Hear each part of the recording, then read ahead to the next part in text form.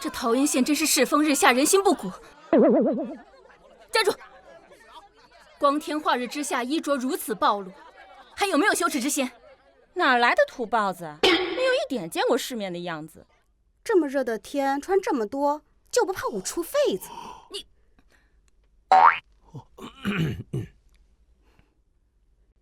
穿着如此，有伤风化，当真不怕县令治你们罪吗？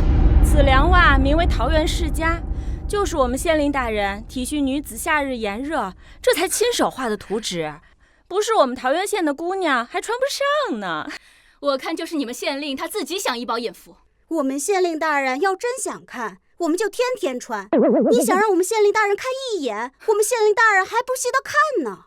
你，哼，好啊，不仅巧立名目，大敛不义之财，还将治下的百姓治理得如此妖艳轻佻，是可忍孰不可忍。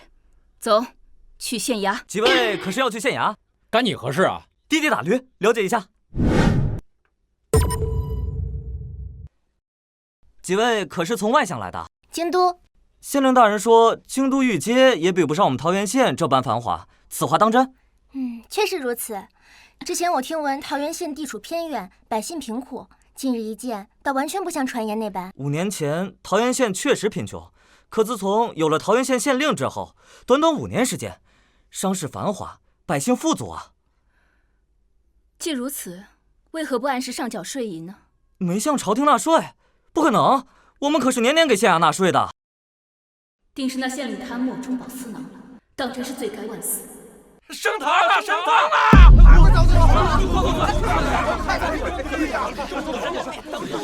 哎，小哥，发生何事了？奇案，千古奇案，夸张了吧？走，去看看。我也看看。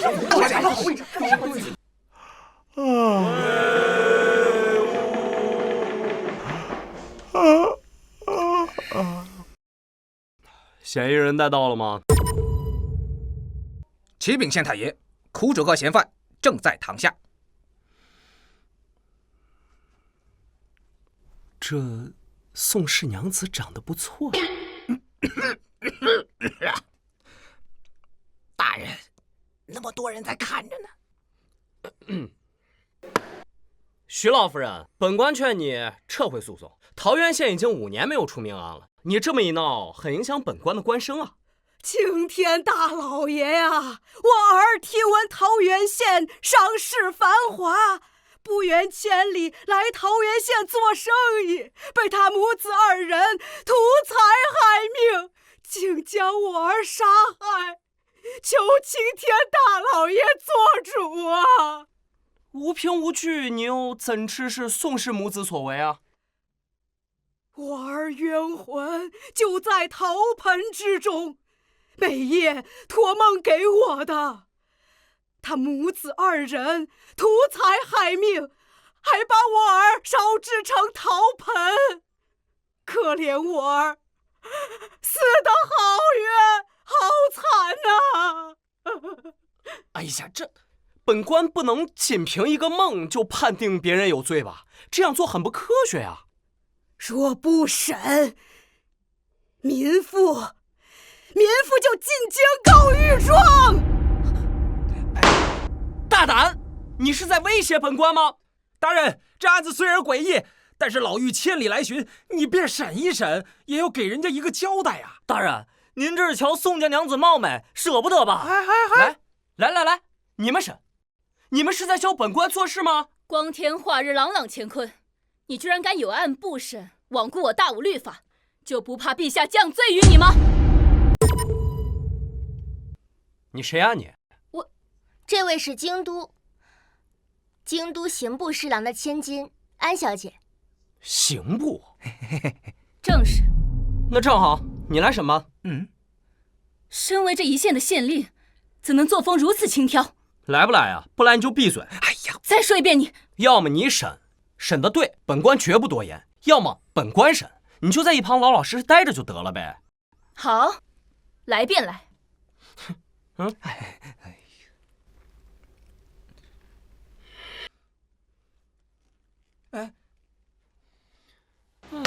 人犯宋氏母子，苦主诉你2人谋财害命，你们可认罪？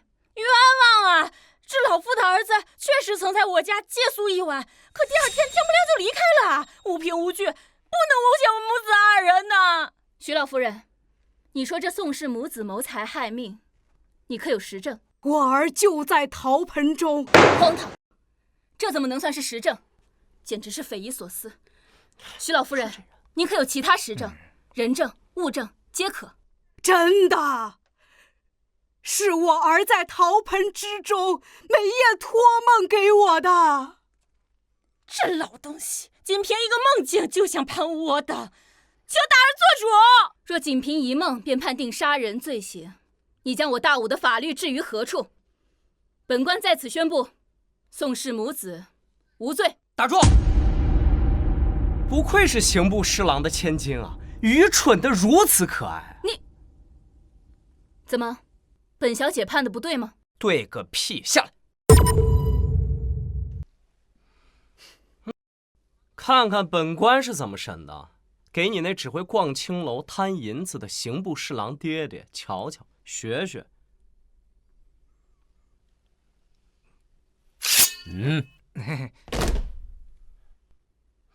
记住啊，过了把县太爷的瘾，就得交银子，这叫体验费。记住给师爷5两银子啊！体验费，小姐，要不要？让他审，若审不出个1、2、3来，再拿他试问。嫌犯宋氏母子，徐老夫人手中陶盆可是你们所烧制的？陶盆下面有我们家印章，也赖不掉。可这陶盆哪里都能买到。你们烧制的陶器材料都一样吗？那是，这祖传的手艺，没有例外。没有例外。来人，去宋家陶窑，随便拿2个陶盆过来，再搬一口水缸来。是，拿个水。你这水缸干嘛？给刑部侍郎的千金洗洗脑子呀。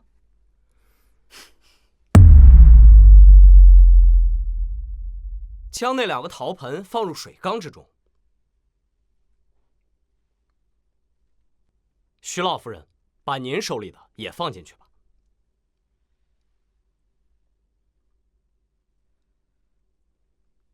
把这3个陶盆一同给本官盛上来。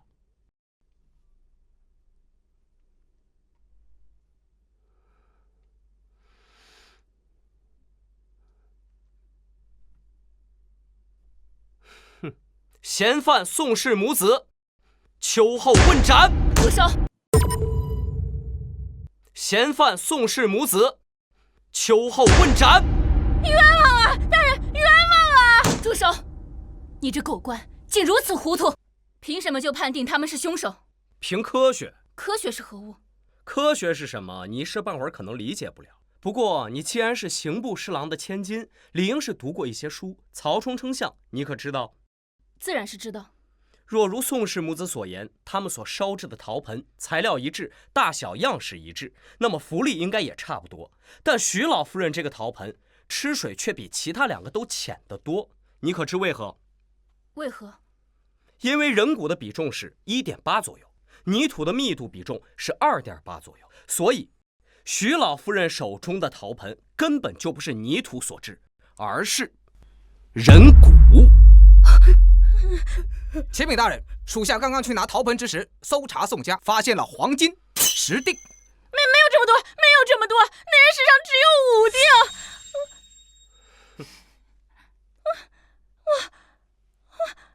我们认罪，立刻押下。谢青天大老爷为我儿做主。小样，学着点吧。此案已了，退堂。陛下，这许县令有点意思啊。查案缉凶尚可这贪墨税银，走吧。哎，安小姐，5两银子。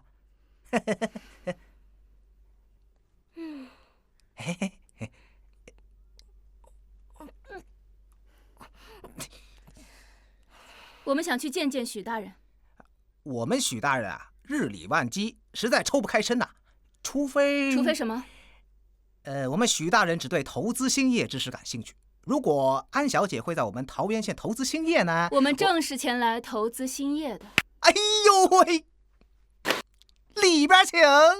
投资兴业不就是想借机敛财吗？收了商家赋税又不上缴朝廷，等着拿到政权，定要把你这小县令碎尸万段。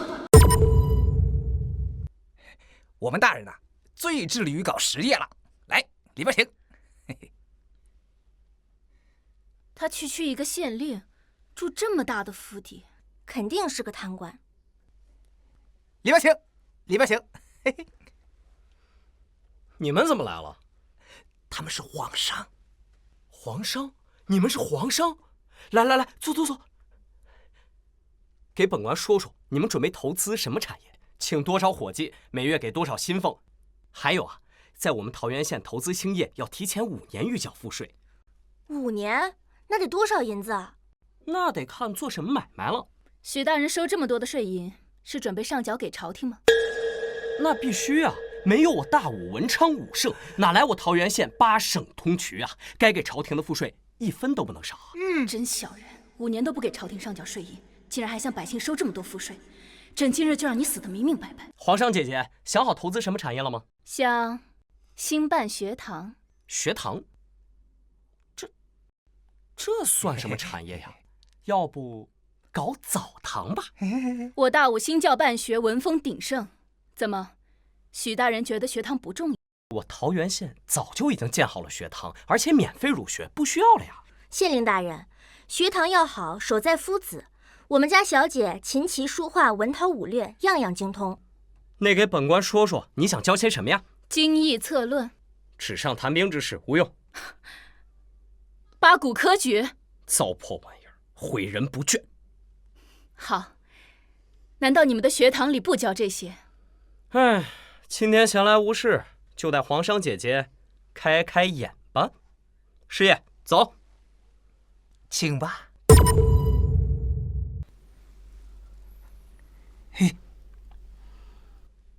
职校，职校学堂，走吧，里面请。我们桃源县学堂遵循3安原则，力求打造大武人才高端基地。3安，何为3安？人身安全，父母安心，学堂安静。其中这安全尤为重要。失火了，快救火呀！救火！安静，安全，安心。徐县令，徐县令，我成功了，我成功了！本官都说了多少遍，要注意实验安全呀！这是在教别人做炮仗？什么炮仗？我研究 TNT。TNT 踢谁啊？遵守保密守则呀！别乱说话呀！去，赶紧洗把脸去。哦。人家学堂都书声朗朗，你这桃源县的学堂怎会如此安静？我看该不会是想骗取朝廷的银两中饱私囊吧？根本就没有多少书生。皇上姐姐，道生一，一生二，二生三，三不能生万物。3不能生万物？你居然敢篡改圣人的经文，你离经叛道你！那生万物的是什么呀？青亥李皮蓬，碳氮氧氟氖，钠镁铝硅磷，硫氯氩钾钙。科学教育哪家强啊？大武桃源县学堂。好啊你身为一县的县令，就是如此祸害我大武孩童的吗？皇上姐姐，我好心来带你开开眼，让你知道什么叫德智体美劳全面发展。这又是何物？蹴鞠吗？这是篮球 basketball， 不懂就不要瞎背。好，我现在就修书一封，关停了你这误人子弟的学堂。修书给谁啊？当今女帝吗？你不怕当今女帝吗？我怕她。赚钱她不会，以致国库空虚；用人她不会，使得贪官当道。像本县这样的经世伟略之才，竟然只是一个小小的芝麻县令。你何德何能自诩经世伟略之才？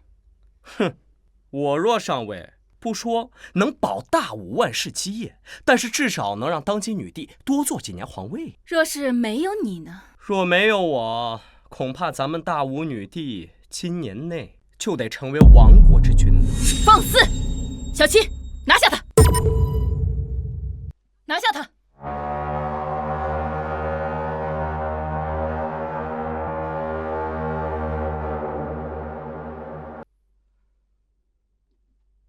许县令，县令大人，县令大老爷，大事不好了，官兵围城了。官兵是北蛮骑兵吧？哎，不是啊，是咱们大武的官兵，说是来讨逆。讨逆？讨谁呀？讨我吗？那不然呢？哎呦，我都说了让你搅匀搅匀，你看看现在搞得我们都完蛋了。你许县令，你身为我大武朝的命官，却屡次拒缴税银，形同谋反。哎呦，官兵来讨伐你，不是理所应当吗？你知道我桃源县这么多年没向朝廷上缴税银啊？我那是为女帝守财，怎算谋逆啊？死到临头还敢攀污女帝，女帝何曾让你帮忙守过财？愚蠢！本官这些年要是把银子上交给朝廷，那不早就被那些贪官污吏给瓜分殆尽了吗？哦，所以你就将这些税银全部据为己有，是吗？皇上姑娘，你可不能冤枉人呐！我家大人那从来没有动过府库的银子，一分一厘都没有啊！这话留着给官兵说吧。哼，无需多言。别说城外官兵了，就算是北蛮骑兵，也奈何不了我许安生。你不过一个小小桃源县令，口气不小。你加上你这府内的衙役，都不够那城外官兵砍的。本县一人可抵10万兵。好，我劝你还是早早出城认罪，这样还能保一条生路。本官主打的就是一个不听劝。敢问许县令是哪里来的自信？就凭2字，科学。就凭借着你这些个奇技淫巧。皇上姐姐，看来你对力量是一无所知啊。全军听令，出城！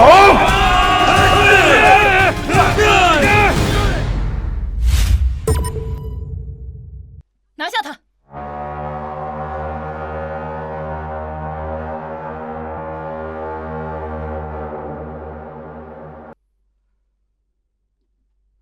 许县令，县令大人，县令大老爷，大事不好了，官兵围城了。官兵是北蛮骑兵吧？哎，不是啊，是咱们大武的官兵，说是来讨逆。讨逆？讨谁呀？讨我吗？那不然呢？哎呦，我都说了让你搅匀搅匀，你看看现在搞得我们都完蛋了。许县令，你身为我大武朝的命官，却屡次拒缴税银，形同谋反。哎呦，官兵来讨伐你，不是理所应当吗？你知道我桃源县这么多年没向朝廷上缴税银啊？我那是为女帝守财，怎算谋逆啊？死到临头还敢攀污女帝，女帝何曾让你帮忙守过财？愚蠢！本官这些年要是把银子上交给朝廷，那不早就被那些贪官污吏给瓜分殆尽了吗？哦，所以你就将这些税银全部据为己有，是吗？皇上姑娘，你可不能冤枉人呐！我家大人那从来没有动过府库的银子，一分一厘都没有啊！这话留着给官兵说吧。哼，无需多言。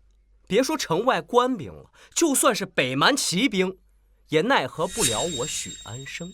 你不过一个小小桃源县令，口气不小。你加上你这府内的衙役，都不够那城外官兵砍的。本县一人可抵10万兵。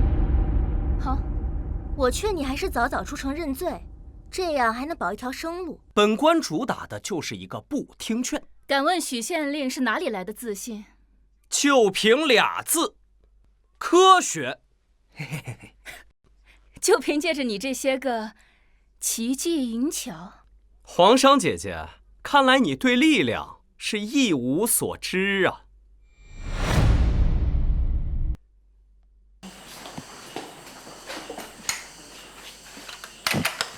今日就让本县令为国除贼。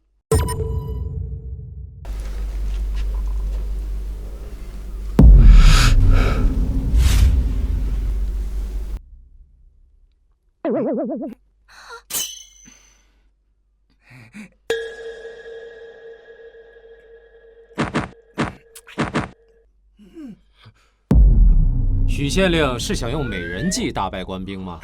这就是你所说的力量啊？不是，抱歉，这话的什么怂？本县让你们看的是这一屋子法器。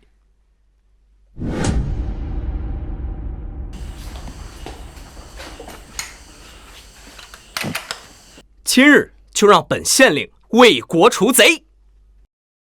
本小姐可不感兴趣这些破铜烂铁，本小姐只关心你身为朝廷命官，整天不思进取，天天看这些阿杂下贱。怎么我还说不得了？这画中女子虽只露了一个背影，却轻佻。小姐，你再莫要为她辩解了，她本来就是……小姐莫要再说了。这不是真的太近了？你别以为你是个女人，我就不敢打你啊！你再敢这么说我的梦中情人，我就揍你啊！梦中情人？我家大人离京夫人前夜瞧见画中女子，此后呢便一见钟情啊。到任之后，立马让人画下此画，每日吃远观而从不亵玩，心心念念，他丹心一片，这是男人的楷模，女人的……闭嘴！本官没有隐私的吗？去，拿上法器，随本县出城。哎，大人，我说咱要不要先礼后兵啊？毕竟是朝廷官军，别闹误会了。也行，先看来将会不会说人话，要是不会，就送他去西天。得嘞，皇上姐姐先休息，我就先走了。本小姐随你一同前去。也好，让皇上姐姐见识一下本官的厉害。师爷，我们的座驾呢？许大人这一介文官，还会骑战马呀？嗨，战马不会，会悍马。悍？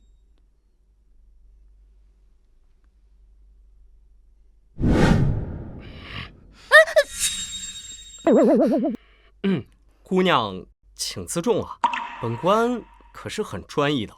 明明就是你故意的。哎，你可别给我乱扣帽子啊！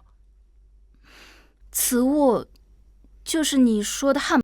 此物虽不如战马、奔驰冲撞能力强，但好在续航长、五口粮。将来朝廷北伐北蛮，我定会将此物献于陛下。你认识陛下？不认识啊。他既不认识我，那幅画又是怎么回事？他怎知我腿上有莲花胎记？不过以咱陛下的治国之才，当如何？用不了几年就得败光国库。你到时候自会来找本县讨要，本县在雪中送炭，讨个喜，说不定一步登天，位极人臣呐。许大人怕是没有这个机会了吧？现在边军压境，许大人库里的银子，还有许大人的项上人头，说不定会一同传于陛下的。哼，谁掉脑袋还不一定呢。哎，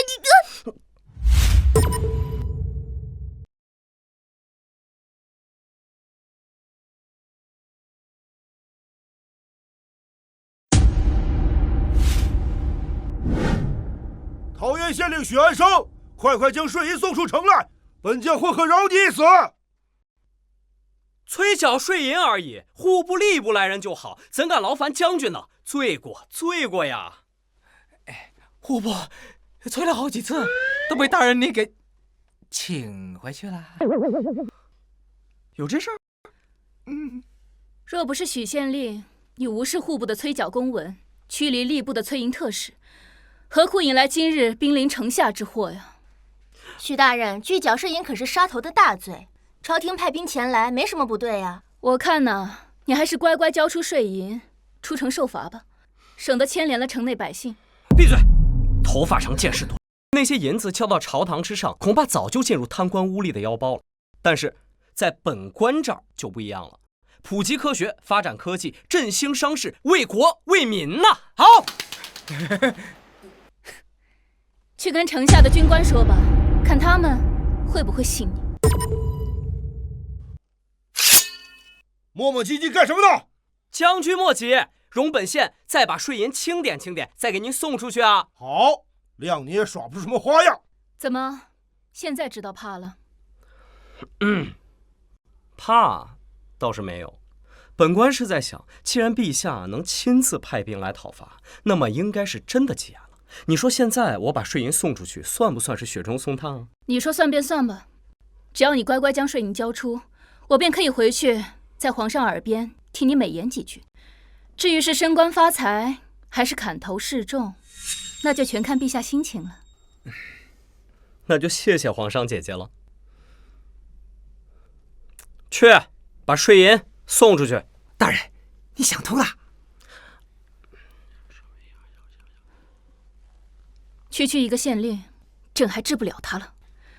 等会儿税银送出城之后，看朕眼色行事，朕要杀鸡儆猴。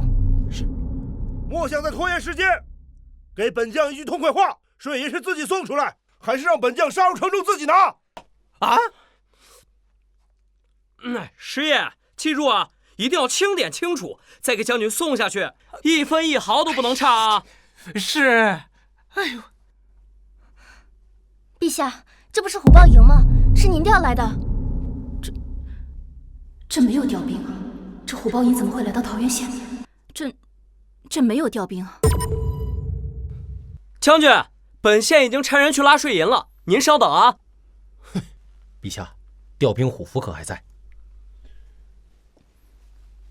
在。陛下，那就更可怕了。何出此言？调兵虎符不是在陛下身上吗？能不用虎符就调动朕的虎豹营，难道还不可怕？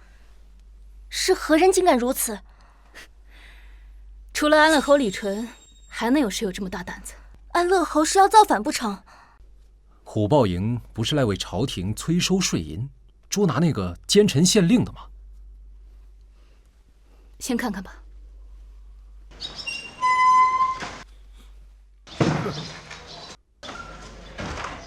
缩头乌龟。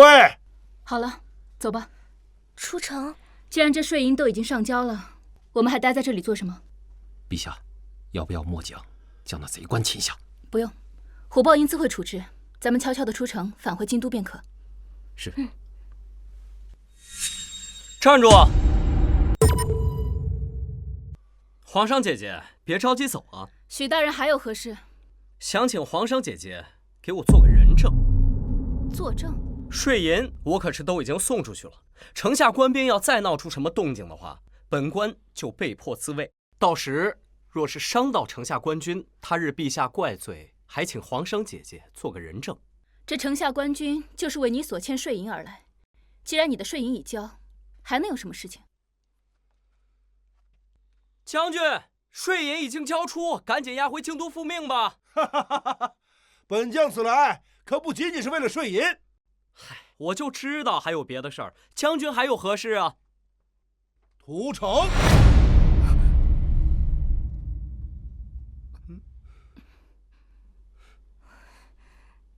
知道将军有事儿，没想到是这么大的事儿啊！敢问将军，奉的是谁的命令啊？自然是奉了陛下旨意。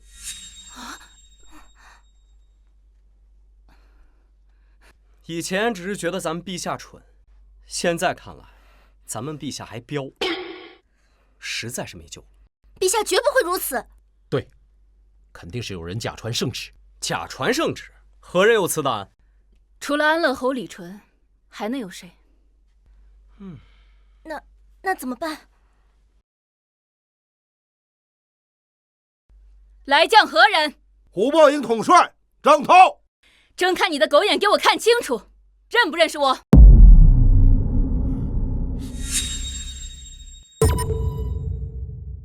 睁开你的狗眼，给我看清楚，认不认识我？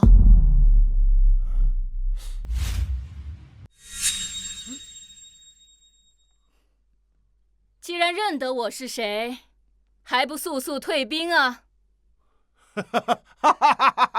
哎呦呦，这不是合欢楼的花魁吗？等本将破了城，你可要陪本将好好玩玩。张腾，小姐，我这就将此贼碎尸万段。哎，稍安勿躁，可远观不可亵玩，呸，可远战不可近战也，交给本县就好。来了。陛下勿恼，虎豹营统帅官阶低下，未曾见过龙颜也不奇怪。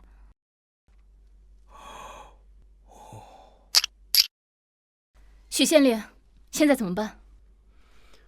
刚刚不是还要出城吗？现在怎么怕了？我有何惧？小姐，屠城啊！放心吧，有本县在，虎豹营给他揍成猫狗营。小小县令，口气不小啊！我还以为是什么厉害的法器，原来就是堆破铜烂铁。小姐，为今之计，唯有擒贼先擒王，属下愿望。也只能这样了。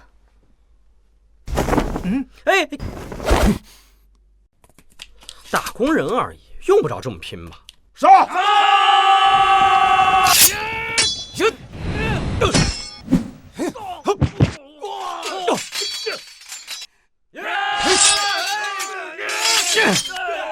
幸亏侯爷早提醒过本将，桃源县中有九品高手，本将早有准备。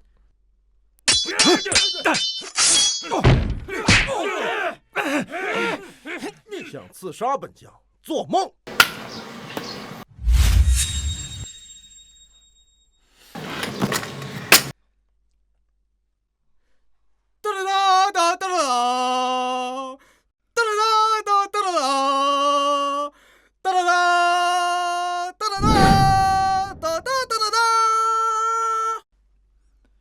这是在做什么？做法。喂，你我同朝为官，能不能给个面子，不屠城啊？就你这小小县令，给本将提鞋都不配，也敢让本将给你面子？你若刚刚不交出税银，或许还有条生路。现在，将军别高兴得太早，不如先打开箱子看看里面是什么。开匣。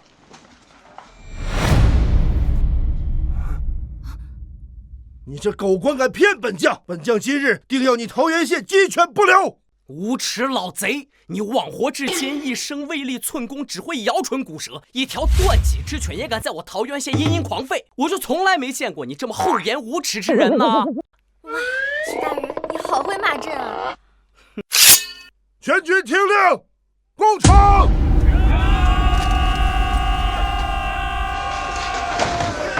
许县令，我们现在怎么办？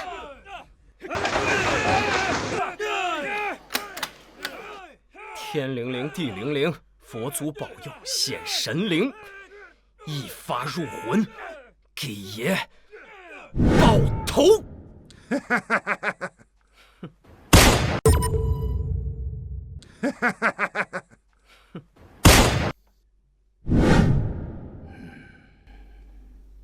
侯爷，您说陛下这次逃不逃得掉？陛下乃九五之尊，真龙在世，怎么会逃呢？侯爷说的是，但就怕那桃源县县令若得知陛下的身份，拼死相护。区区一个县令，张将军拍死他，如同拍死一只蚊子。为保万全，还是要让大宗师出马，有备无患嘛。那就让大宗师西门吹土，去一趟桃源县吧。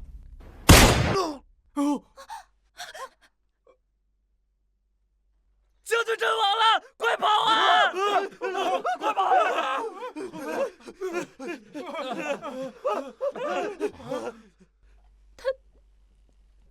他这就死了。张将军的脑袋好像炸开的西瓜。有此法器，千里之外取敌将首级如探囊取物一般呢。许县令，这宝贝卖吗？不卖。哎，许大人，许县令，再谈谈嘛，许县令。哎呀，你都跟了本县一天了，烦不烦啊？许大人，许县令，保管你价格满意，而且本小姐还许你3个冤枉，可好？当真？你不过就是个皇商，本县的胃口大，你可满足不了啊。许县令，你不妨试试呢。当真？君无，绝无戏言。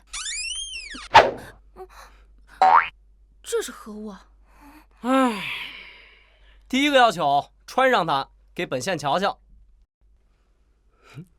皇商姐姐穿了本县的桃园世家，本县就把这消息传去京都，拿她当个代言人，再让人在京都开个专卖店，到时候京城贵妇肯定趋之若鹜，银子自然不会少，说不定还能找到腿上有莲花胎记的姑娘。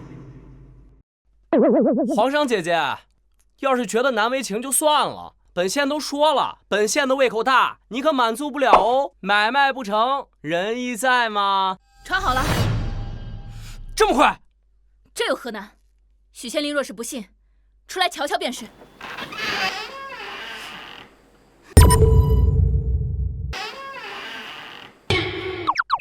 别说，还真别说，皇商姐姐与本县的法器简直是绝配啊！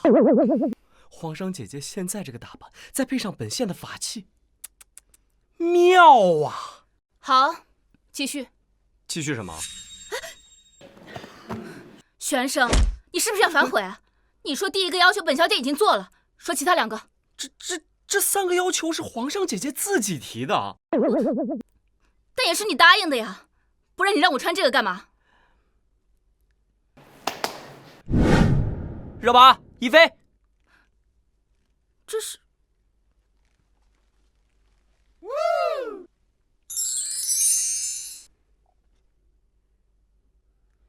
奴家见过县太爷。给他展示一下这个桃园世家是怎么穿的。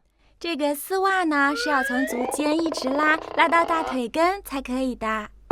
皇商姐姐，这才是你手中之物的正确穿搭之法。你把它套头上，是准备去劫朝廷银库吗？你是说这个东西是套在脚上的？套头上也不好看呀。许安生，我要杀了你！第2个要求绝对不行，这种伤风败俗的东西怎么能进京都的方士？况且还要本小姐为你站街吆喝，想都不要想。那就没得谈喽。换个要求。卖方市场，不要跟本县讨价还价啊。那这样，本小姐答应你，回京都之后向陛下求情，免去你这桃源县5年的赋税。啊，免了？你确定？许大人放心，我家小姐跟陛下那可是多年的挚友。免了也好，那这些银子本县就可以。这副贪得无厌的嘴脸，还说自己是为国守财，还不是想中饱私囊？不过区区1县的赋税也没多少，若能换得此法器，值了。不过本县要是现在把法器交给你，将来你说服不了陛下怎么办？本小姐发誓，一定可以说服得了陛下。别来这一套啊！我从来不信女人的誓言。别，我替小姐发誓行不行？算了吧，你个打工仔也替老板发誓。好，那你说，要怎么样才可以相信我？你要不要先看看我这些年攒下来的家底，再掂量掂量，能不能说服陛下？你区区一个桃源县，5年的税银加起来也比不上京都1年，我有什么可看的？哼，那就请吧。皇商姐姐先上。上床？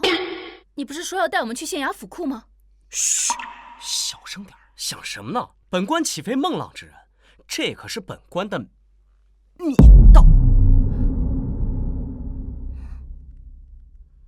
你先去。好。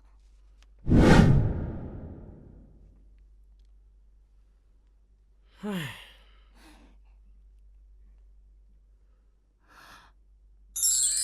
这些都是朝廷的税银啊！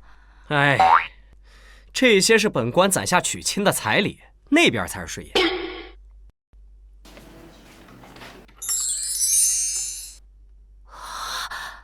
这比京都国库里还多。本官人虽在这小小的桃源县，可这生意那是遍布大武啊。柳姑娘，这是眼睛不舒服？没有，许大人难道不知我大武官员不可经商吗？知道啊，可我这做生意赚来的银子都充了府库，陛下应该不会生气吧？不会，都是我的。哎，小姐，那边的箱子是人家娶亲的彩礼。许大人，这些都是为那画中的姑娘准备的吧？那是自然。都说男人啊，有钱就会变坏，可是本官呢，用情专一，从一而终啊。那就好。莫非皇上姐姐认识那画中女子？认识倒是认识，只是可惜啊。可惜？可惜什么？人没了？你才没了呢！那你可惜什么呀？可惜啊，许大人不愿意用法器换消息。多犹豫1秒都是我对未来娘子的不尊重。拿去。别饭吃了，快说呀！那这些税银如数上交，绝对不会让皇上姐姐为难。快说吧。这位姑娘的腿上呢，是不是有一个莲花的胎记？那就是她。她？没错。哎，小姑娘害羞嘛，我跟她谈谈。陛下，这会露馅的吧？她现在又不可能直接掀你裙子，先把东西骗到手再说。谈好了。好，那我先上去，你们聊。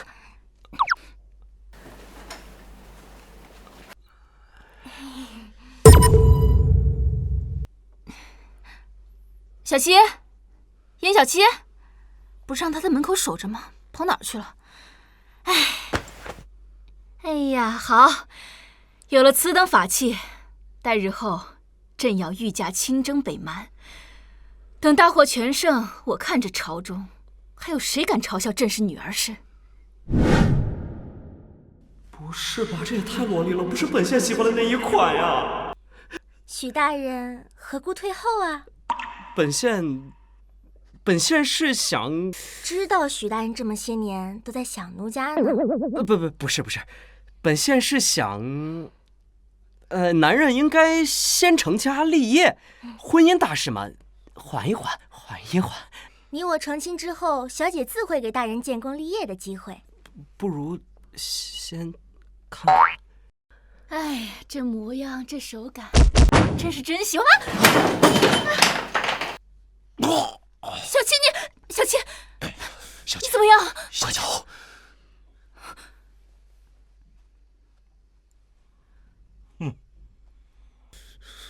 来者何人？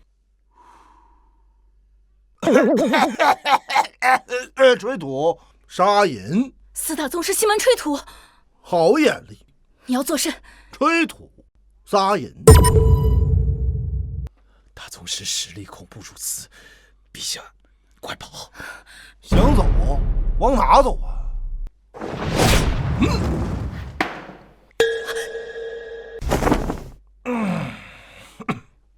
大宗师地位超然王朝之上，从不参与王朝斗争，你今日为何来此？大宗师也是人，是人，他就有喜好。别人给了我喜欢的东西，我自然要替他杀人了。谁？北蛮皇帝吗？他们给你多少？我出双倍。我是个有职业操守的大宗师，那就是没得谈了。大宗师，听说您出手有个规矩，3招之内，若是能伤了您，您转身就走。对，就3次。行，若是3招之内我侥幸伤了您，休不遵守规矩。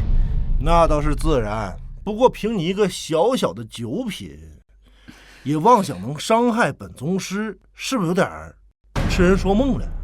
明知不可为而为之，为了主子。接招！小心！小心！陛下，我伤不了他，找机会走。小心！要是被他发现我是冒充的怎么办啊？要是假的还好，可要是真是我心心念念多年的人，我何以自处？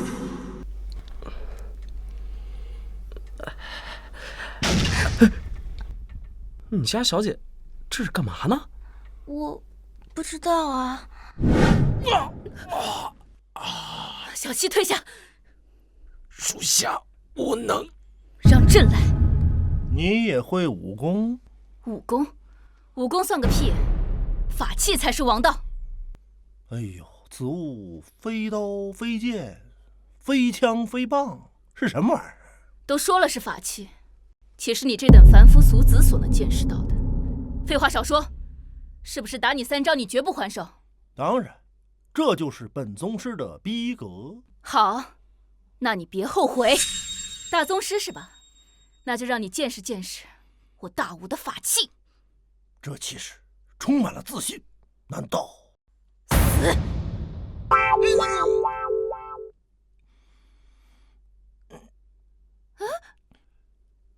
你这是在逗我？这怎么没用啊？陛下，口诀，那县令的口诀啊！哦，对对对，既然是法器，肯定是要那些口诀的。大宗师，稍等啊！一发入魂，给爷爆头！一发入魂，给爷爆头！你们家小姐一直都这么颠吗？不是，我们家小姐以前不这样，可能是刚得了大人的法器，有点激动，有点激动。真是调皮啊！这怎么没用啊？这到底怎么用啊？启动法器不光有口诀，还要哼曲儿。哦，对，对对，快哼啊！这我哪记得呀？哎呀，你听着，叫什么？噔噔噔噔，哎，就这么哼，快点！噔噔噔，噔噔噔噔。大宗师，稍等，我们马上就好，我们做个法。大宗师要杀你家小姐，大人，徐大人，快想想办法！想办法？我能想什么办法？那可是大宗师啊！躲起来，躲起来！不行不行，我要救我家小姐！哎，你想死啊？你可别连累我啊！我跟你说。噔噔噔噔，一发入魂，给爷爆头！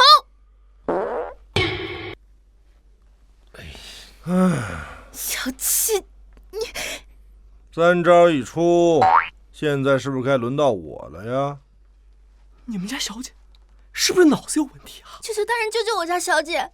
救不了，那可是大宗师啊！可大人不是有很多法器吗？我与他非亲非故，况且那可是大宗师啊，本县也救不了他。其实，我家小姐才是大人想找的人。嗨，我找他干嘛呀？我家小姐就是画中之人。什么？是他？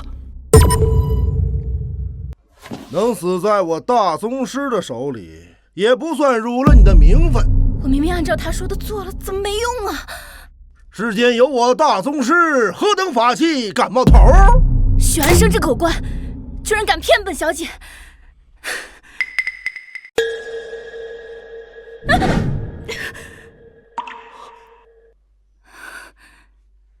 真是他！求大人救救我家小姐！既然是本官的女人，本官肯定要救。看本官的！小姐，小姐，你没事吧？小姐，小姐，你别说话，你让我看看你伤到哪儿了，小姐。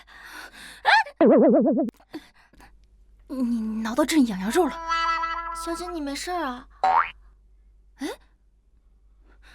朕是没事，朕还觉得全身筋骨通畅，就好像疏通一样。啊？你不会是个冒牌大宗师吧？此掌名为化骨绵掌。化骨绵掌，这什么东西？这化骨绵掌可是我闭关5年精心研制出来的绝世武功，中了此掌的人会不痛不痒，甚至毫无反应，还有推拿之后的舒畅感。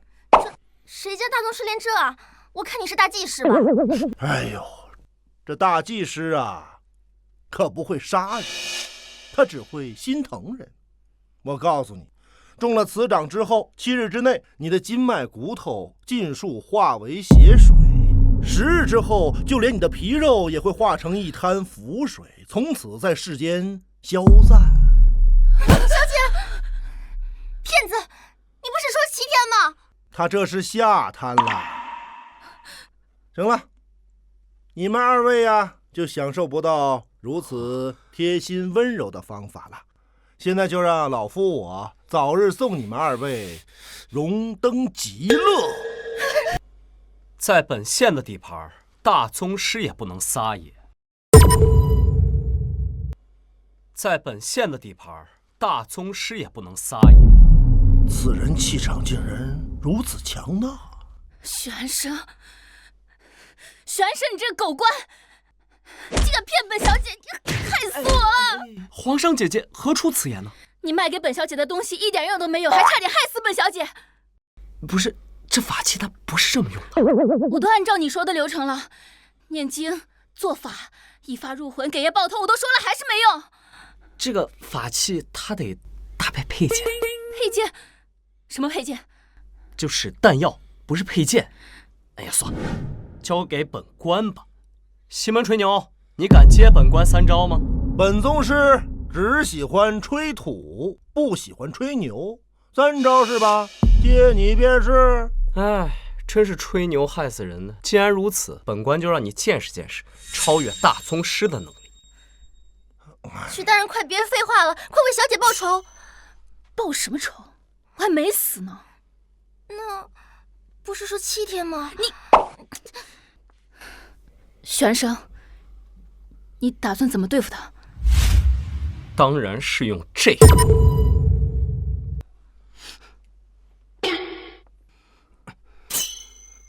这又是何物？这是小李飞弹。小李飞刀我倒是听说过，小李飞弹也是暗器吗？没错，当然是暗器，而且是天下无人敢接的暗器。你一个小小的县令，还怪能讲笑话呀？小李飞刀为什么常年霸占暗器榜第1？因为它够薄够轻，没人知道它从什么地方发出来的，根本没法防御。嘿嘿，你拿的这个东西大得跟鸡蛋一样，并且毫无棱角，圆润光滑。别说是我，就算是个成年男子也能轻易防御，怎么能伤得了我？西门吹牛，你就说敢不敢接招吧。行吧，出招吧。退后，我要开始了。咱们有必要推这么后吗？要不去前面看看？小姐，就听许大人的话吧。是不是喜欢他？许大人喜欢的是小姐。他区区一介县令，也配喜欢本小姐？等他活下来再说吧。西门吹牛，本官只扔2颗小李飞弹，你若都敢接下，本官和他们3人任你处置，绝无怨言。不是，请。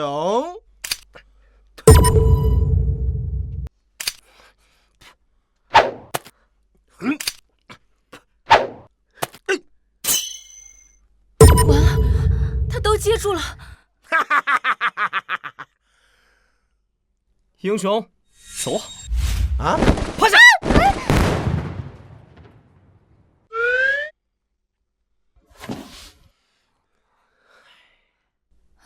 大宗师人呢？大宗师已经荣登极乐了。阿弥陀佛。死了？废话，如果不死的话，那科学岂不是很没面子？这大宗师真炸成碎片了？这小李飞弹这么生猛啊！那当然了，怎么又想买？你开个价呗。无价。再谈谈。没得谈，除非别想让本小姐再戴一次了。除非皇商姐姐答应做我许安生的老婆。想都别想。那就真没得谈了。哎，有的谈。别啊，我可不喜欢小萝莉这款的。不是我，是我家小姐，可以嫁。啊，柳思辰，你现在都敢替本小姐做决定，你胆大包天！朕岂会为了3斗米折腰？不就是小李飞弹和8、9K 吗？等回了工部，朕就让他们去仿制。朕不信他们做不出来。还有许大人床底下那些比国库还多的银子。朕是那么贪财的人吗？那陛下来桃源县是为了什么？这不对啊，那本来就是朕的银子，那是税银。若不是许大人治理得当，为国守财，区区一个县而已，怎么可能有这么多的税银？这还不是许大人的功劳？那也是朕慧眼识人，提拔他做了这个县令。陛下这是承认许大人是个人才啦？那朕也不能下嫁给一个小小的县令啊。许大人是县令还是首辅，那还不是陛下一句话的事情。对啊，他若是首辅的话，哎呀，也不行。朕的男人一定要是顶天立地、才高8斗之人。那许安生他没毛病啊。他，哎也不行。陛下，你忘了化骨绵掌了？或许许大人会有办法呢。这种鬼话你信？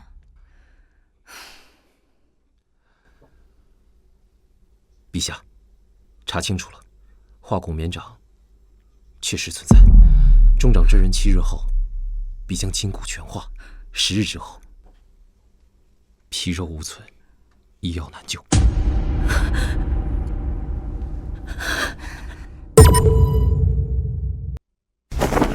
不可能，绝对不可能！西门吹土是4大宗师之一，女帝身旁不过一个9品护卫燕小七，怎么能失手呢？不是燕小七击败了西门吹土，是桃源县令许安生。许安生？你是说那个7品县令杀了一个大宗师？回侯爷，正是。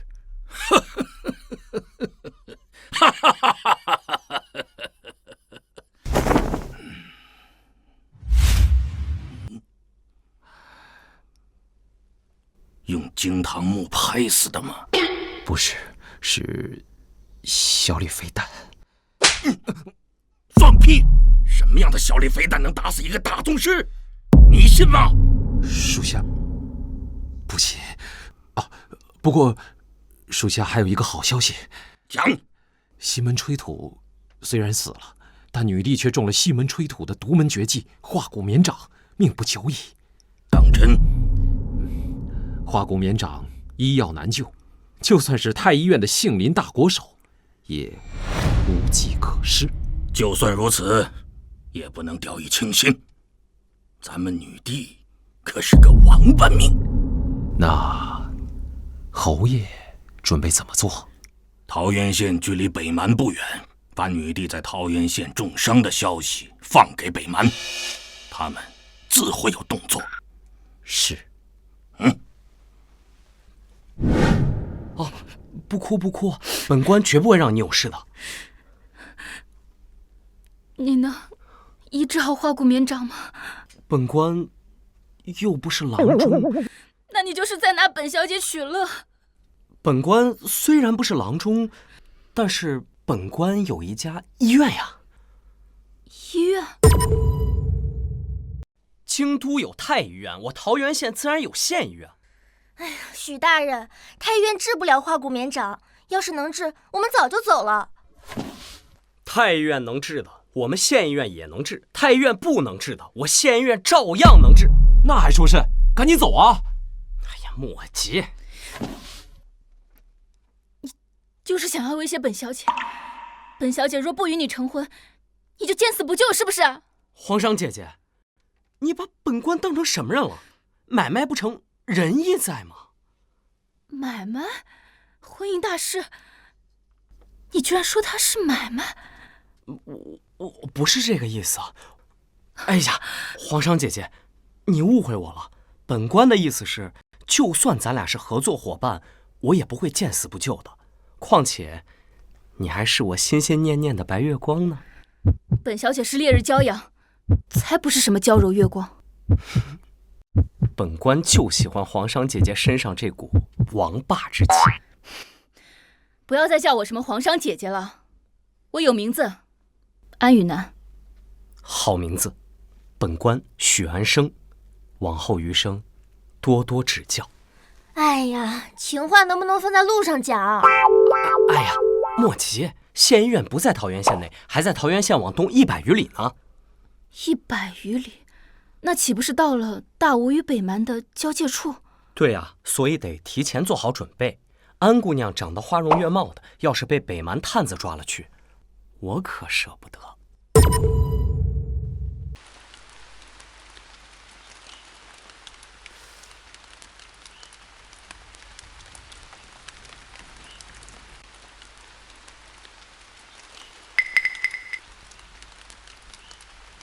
奇怪，此时正值饭点，本该炊烟袅袅，怎会如此冷清？小西，进城看一眼。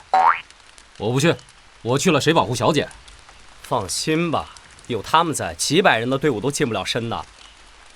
就这帮人，我一个人就能撂倒。这是我大武地界，会有什么问题？况且许安生，你准备了2天，就带这几个衙役啊？放心吧，安姑娘，他们可都是本官精心挑选、培养多年的好手啊。徐大人，这些侍卫都是九品吗？啊，那倒不是。不是九品，狗都不是。万一真遇到危险，保护小姐，有埋伏！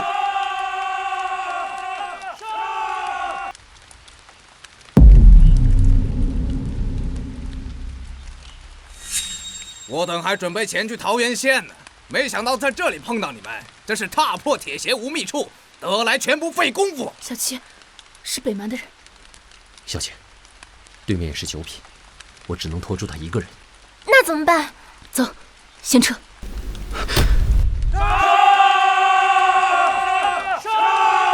特种大队，警戒！特种大队，警戒！充电！早就听说大武国库空虚，没想到穷到这种地步，衙役连把关刀都配不起了，穷到拿棍儿了。刀呢？工部给各州各县的县衙都发了上好的武器，全是金刚所制啊！卖了。卖了？卖给谁了？哼！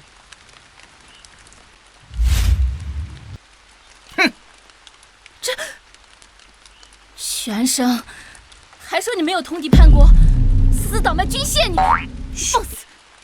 安姑娘莫急，朝廷送来的关刀虽说是金刚所制，但其实是生铁，又脆又钝，早就用不了了。本官就通过黑市卖给了北蛮，收益颇丰，这就叫垃圾出口。生铁？怎么会是生铁所制？哎，咱们陛下一介女流之辈，眼拙心盲，让工部在眼皮子底下赚银子。这些垃圾给本官，本官可不用。徐大人，说关刀就说关刀，说陛下干什么？他也是被人骗的。原来在我的统治下，有这么多的贪官污吏，真是苦了前线的将士们了。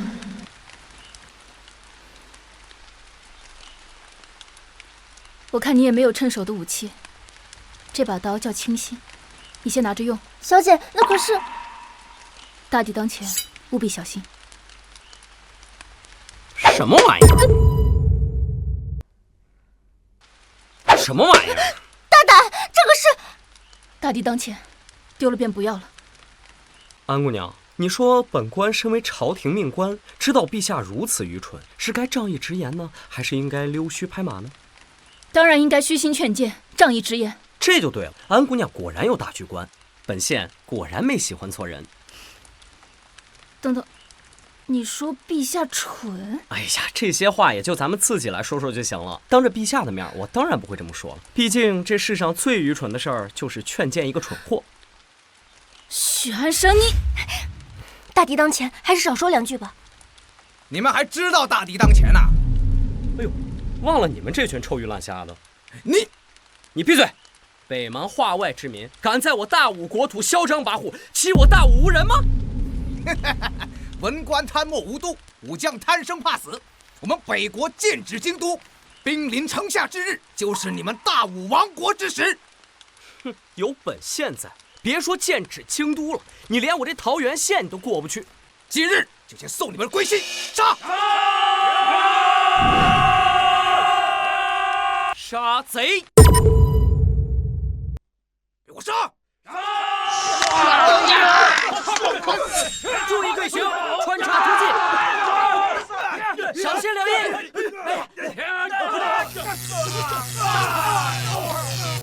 小姐，这些人真是小小县衙的衙役吗？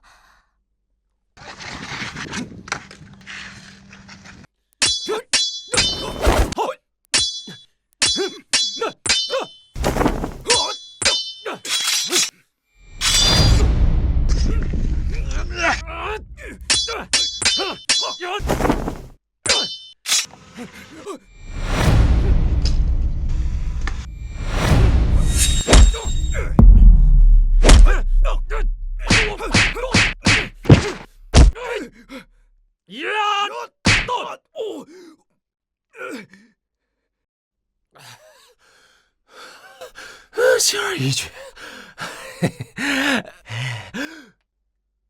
哎，那个九品高手，你也过来吃点啊！都等你半天了。哎，站住！哎，小七！哎，穷寇莫追啊！收队。上去，立正，保住！1、2、3、4、5、6、7、8、9、10。报告大人，应到10人，实到10人，敌损20，战损0人。好，归队。是。许大人，他们手中这武器是何物啊？啊，这个呀，这叫双极棍。双极啊，阴极、阳极，正极、负极。这8、9K 远攻、双极棍近战，都是好宝贝。许大人，哎，不卖啊。许大人，许大人，开个价嘛。许大人，算本小姐求你了。许安生，不要不知好歹。安姑娘，本官已经如此爱财如命了，没想到你比我还爱财如命啊！我都身中化骨绵掌，人都快没了，还想着倒鸡毛那点事儿啊？倒鸡毛？何为倒鸡毛？你不就想着从本官这儿买这些东西，然后再高价倒卖给朝廷吗？我跟你说，没用，朝廷那帮人啊，不识货啊。何出此言？哎，遥想本官初入官场，也是一个为国为民的热血好青年。这些东西早就拿给兵部工部的人看过，你猜他们怎么说？怎么说？他们说这些法器已经拿给陛下看过了，陛下说都是些奇技淫巧，不值一提。胡说，陛下根本就没有看过。安小姐怎么知道陛下没看过？我与陛下是至交好友。哦，懂了。懂什么？安小姐难怪如此呆萌，原来和陛下是至交啊！果真是近朱者赤，近墨者黑呀。何为呆萌？就是蠢得可爱。许安生，开个玩笑，赶紧赶路吧。北蛮既然能派第一批杀手过来，那么肯定会有后手。不过安姑娘，你到底是得罪了多少人呢？小姐，你没事吧？小七，你可算回来了。哎，吃点。属下来迟，小姐恕罪。这村庄发生了何事？被北蛮细作屠村了。无人生还吗？有一女子躲在枯井中逃过一劫。民女媚娘见过各位大人。想不到我桃源县治下还有如此国色天香的女子啊！哎，这脸怎么花了？来，本官给你擦一擦。媚娘谢过大人。哎，客气，本官向来怜香惜玉的，可还有家人呀？那岂非是流落街头了呀？求大人收留，媚娘愿为大人做牛做马。做妾行吗？禽兽！若非所爱求不得，自然游戏红尘间呀。不然本官这些年攒下这么多彩礼，给谁呀？呸！1000万够吗？1000万两给奴家吗？难道给不知道珍惜本官的人吗？走吧。徐大人可真是人中龙凤啊！要是错过了，岂不是要后悔莫及？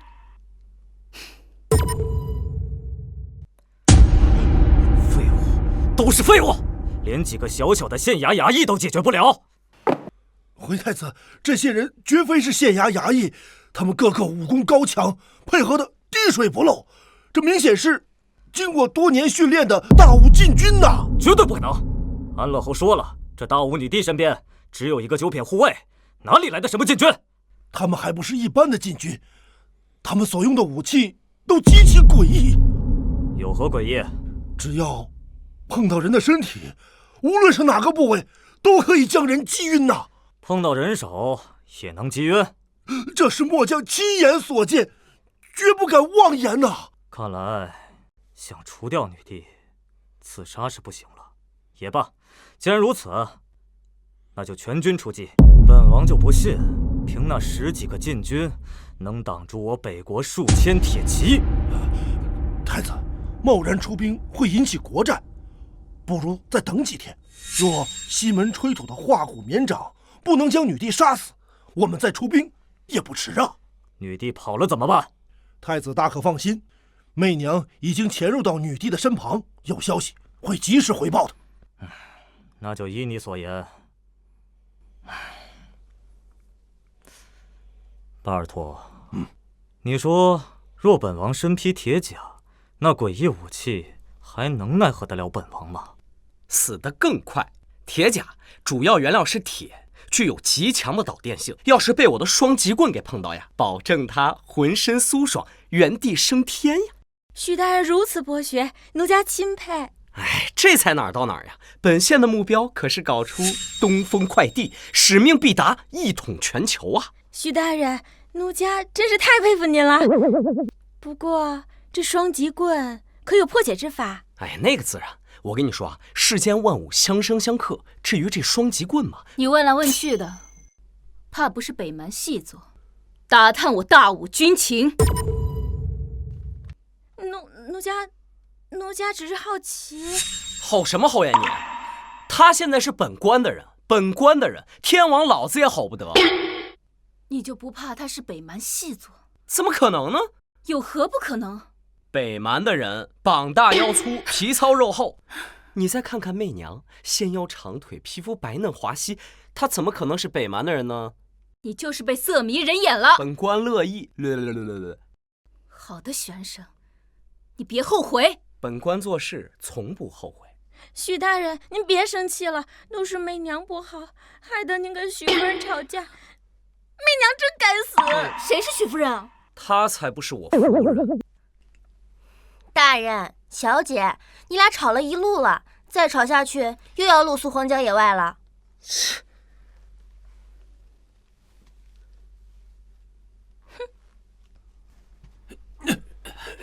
坚持一下，好了。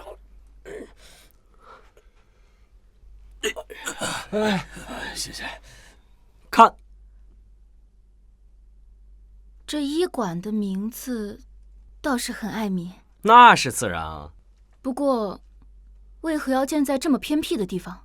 唉，那边是北蛮与大武的交界之地，常年战事不断。本县把医院建在这儿，也算是为那些边关将士尽些绵薄之力吧。难怪每次有战事，大武边军的伤病都恢复迅速。原来这里藏了个这么大的医馆。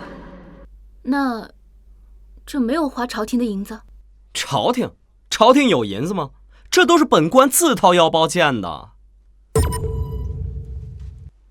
县令大人好。忙去吧。这些人都是郎中吗？不过我更喜欢叫他们白衣天使。县令大人说，筋骨会化掉，这也不符合医学常识啊。我也是这么觉得的。可是这位皇商安小姐，她怕死啊，非要来，本官就带她来看看。本小姐也不是怕死，就是有病就得治。对，就是不能讳疾忌医。来，我帮你瞧瞧。哎，伸什么手啊？不把脉吗？把什么脉啊？你靠近点，把衣服解开。你说什么？听力还不太好。我说衣服解开。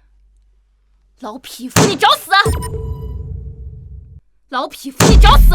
小七，拿下他！谁管他这里闹事？哼！敢在老夫这里闹事！老院长，城里来的不懂事儿。要不是看在许大人的面子上，老夫非得让你们这些晚辈后生见识见识什么叫天使之怒。有你们这么看病的吗？这到底是医馆还是青楼啊？那得看安姑娘是病患还是花魁了呀。你，哎呀，又不是没穿内衬，怕什么呀？脱。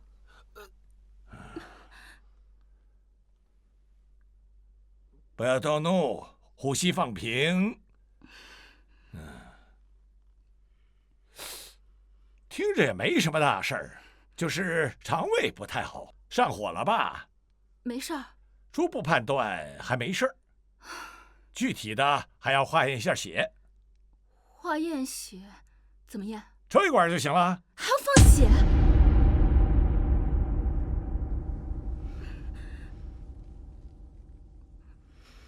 我会不会死啊？不怕不怕，本官陪你一起死。谁让你陪我一起死？找你的媚娘去！你这是吃醋了？我别动，再动就血崩了。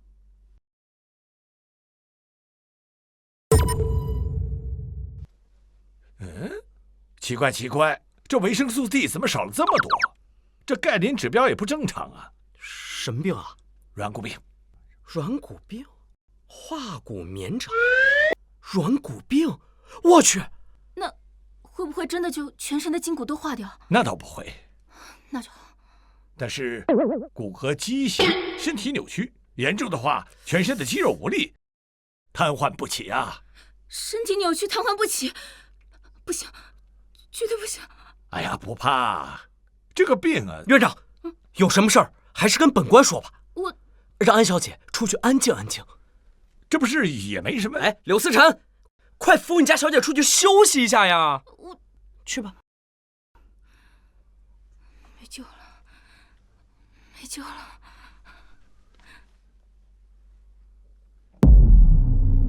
徐大人，软骨症打一针补充一下维生素 D 就好了。您这样可是有点无耻了吧？院长，本官的终身大事就全靠你了。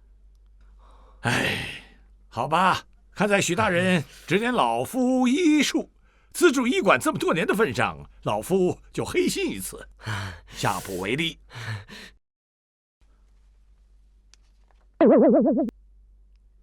这，肌肉注射，打屁股。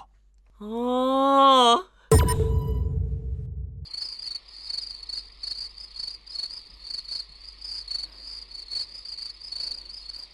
不咕，不咕。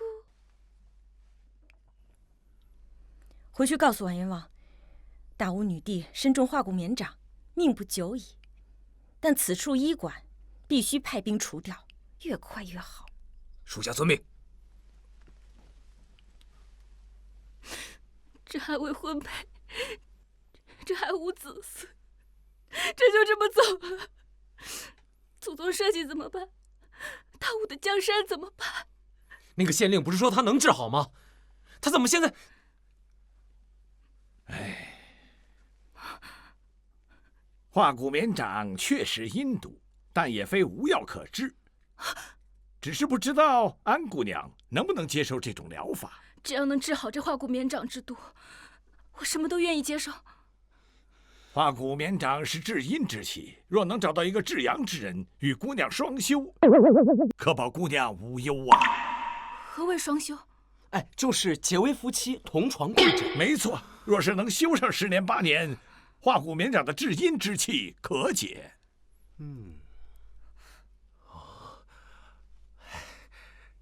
好，我们这就启程回京都，去寻找至阳之人。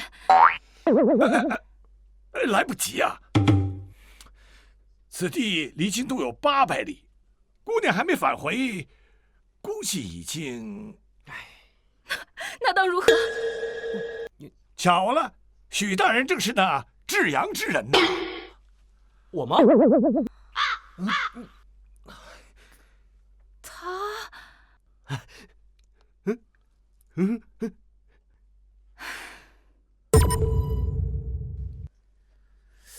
别抖了，抖腿散财。国库早就空虚了，不差这2下。哎，你说陛下真的要去宠幸那个7品县令吗？事到如今还有什么办法？不对。哎，你说那个县令会不会是故意的？他就是想让陛下宠幸他。不行，我得去提醒一下。哎，多事，你怎知陛下自己不乐意呢？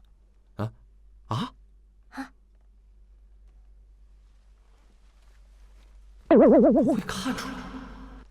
进入圆房之后呢，你就是本小姐的人了。有一些规矩，本小姐要提前跟你讲清楚。圆房成亲不是应该听我的吗？那是寻常女子，本小姐可不一样。行，都依娘子的。好，这第1条呢，你今生今世就只能有本小姐一个女人。弱水3千，只取1瓢，莺莺燕燕，独守一人。本官还是很专一的呀。那媚娘呢？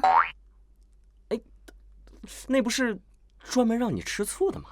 好，第2条，你府库里那些宝贝，全都是我的。必须的呀。这第3条呢，就是县衙府库里的银子，也是我的。那还有朝廷的税银呢？那也是我的。娘子这是想让我被陛下杀头啊？你救我一命，我救你一命，刚好2清。哦，对，娘子和陛下是闺蜜啊。来，娘子，趴下。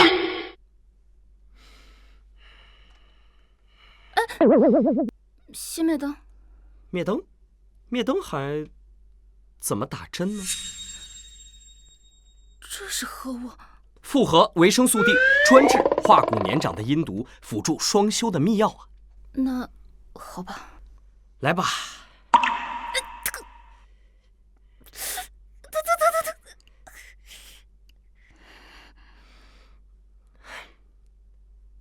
娘子，秘药已经打完了，我们开始双修吧。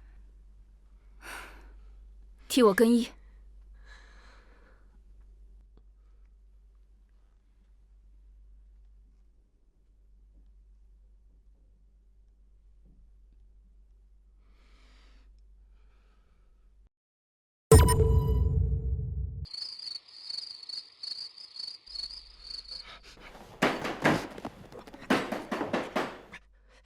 谁呀？徐大人，小姐不好了，北蛮骑兵朝医馆攻过来了。什么？娘子，春宵一刻值千金，莫被北边那群不解风情的蛮子扰了兴致。咱们继续啊！大敌当前，命都要没了，还想着床子之欢呢？娘子，小姐怎么办啊？他们有多少人？骑兵800，步兵不止。800人，800骑兵就如此轻易地深入我大武境内，我大武边军都是摆设吗？小七，想办法突围出去，找边军求援。小姐，来不及了，只能先撤回桃源县，再做打算。撤？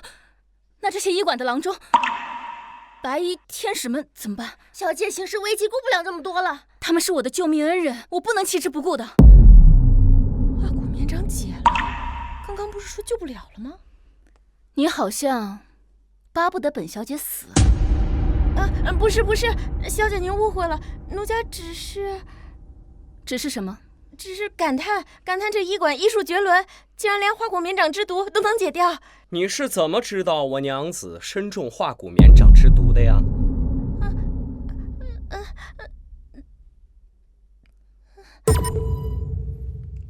柳思辰，你告诉他的，那就是你燕小七了。末将从不多嘴。难不成是我娘子自己说的吗？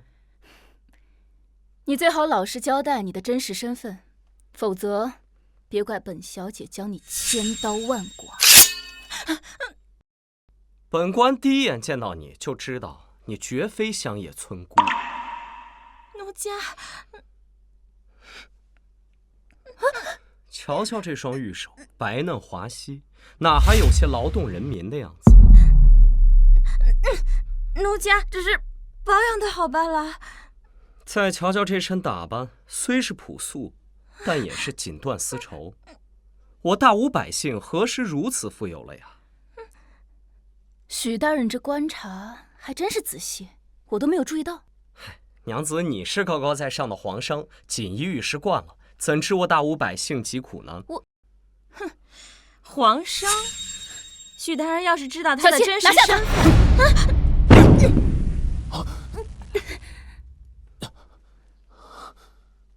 人呢？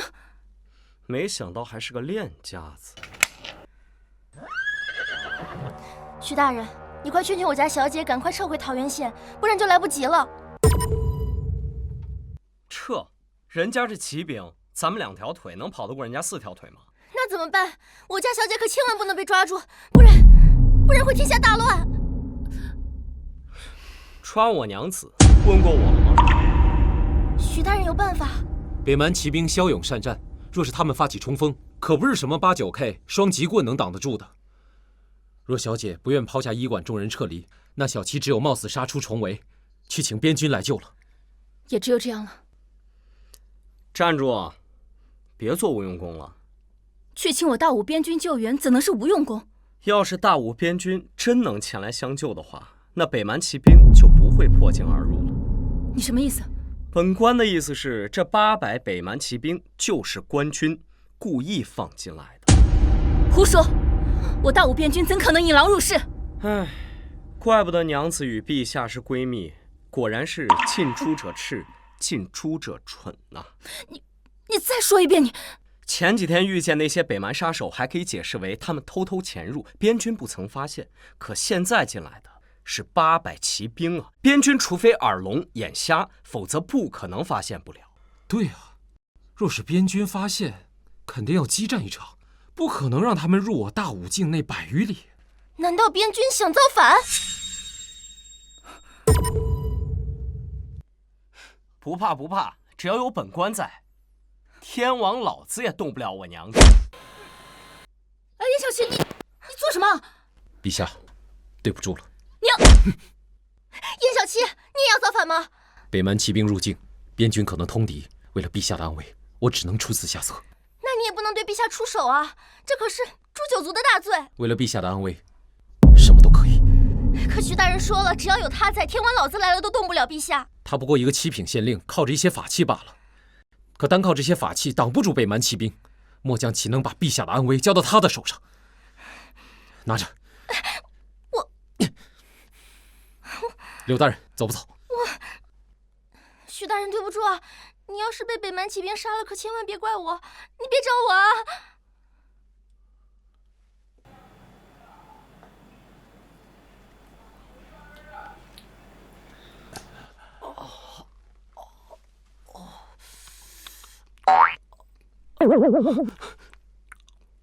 我娘子呢？走了吧？你怎么不拦一下呢？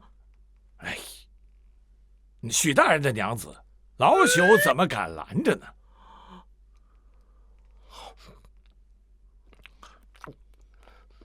这肉吃的挺筋道，你们这伙食还不错嘛。哎呀，好久没有开荤了，要不是昨夜北蛮骑兵来袭，哪来的马肉吃啊？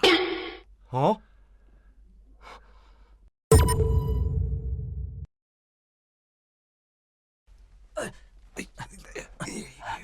这都是按照当年许大人的意思办的。哎，没想到作业派上大用场了。不是说没事别通电吗？伤到自己人多不好啊！哎，谁让那些蛮子不长眼呢？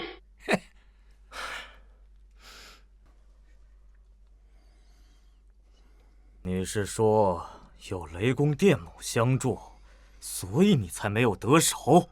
没有雷公，只有电母。我说的都是真的。末将本来已经将医馆团团围住，下令骑兵冲杀，怎料骑兵根本冲不进去，不知怎的，连人带马都被电死了，有的还变成了黑炭，惨不忍睹啊！罢了，既然你灭不了医馆，也无所谓了。算日子，今天就该是那大武女帝筋骨尽碎，浑身瘫软而死了吧？媚娘说什么？媚娘说，大武女帝中的化骨绵掌之毒已经解了。不可能，绝对不可能！媚娘人呢？媚娘返回大武京都，说是通知安乐侯提前准备。又是那个小县令。女儿初见他时，只觉得他轻佻好色，便未将他放在眼里。可没想到，他竟心思机敏，深藏不露，实在是可怕。是女儿大意了，请义父责罚。好了，西门吹土和北蛮铁骑都失手了，何况你呢？那我们接下来该怎么办？好在女帝已经回到了京都，没了那个小县令的保护，倒也不难对付。可那小县令和女帝好像已经同床共枕了。女帝若下旨召他入京，我们该如何应对？你觉得那个小县令对女帝上不上心？以女儿对男女之事的经验来看，那小县令对女帝那是颇为在意，女帝对那小县令也是芳心暗许。那就好。好，既然他们两人情深意重，而那小县令又十分了得，那我们就让他替我们干掉女帝吧。义父，您是不是喝酒了？你继续去合欢楼做你的花魁娘子，顺便散播消息，朝廷要杀一批不守规矩的皇商。女儿这就去办。等等，咱们女帝在桃源县所穿的衣服、戴的首饰，你都见过，准备一套一模一样的来，不得有丝毫偏差。女儿遵命。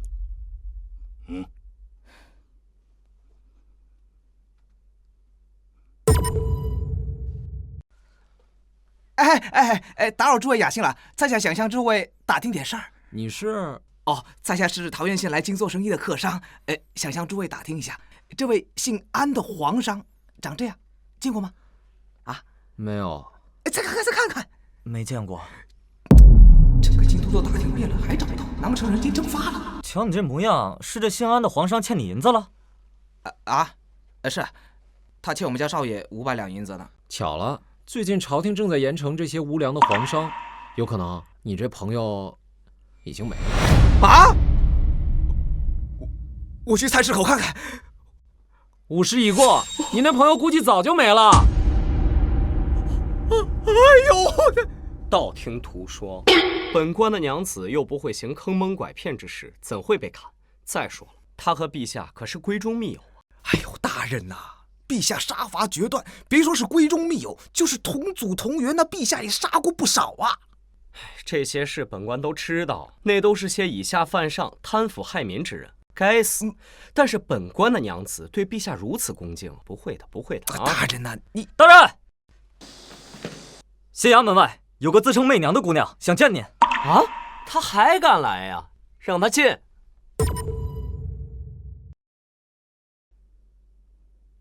你这是自投罗网。说那天在医院是不是你给北蛮通风报信，吸引来的骑兵？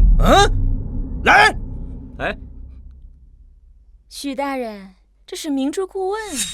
你倒还挺坦荡。跟许大人这种聪明人打交道，自然要坦坦荡荡。行，本官也就不废话了。你来找本官何事啊？要跟许大人合作。合作？你也想跟本官做生意吗？大生意。有多大？天下。许大人可知安宇南安姑娘因何而死？你说什么？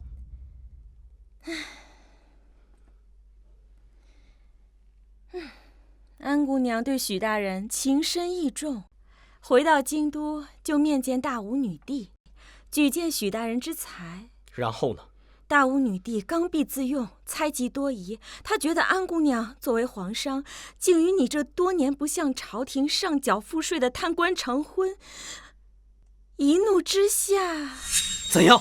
斩了。大人，属下在京都之所见，千真万确啊！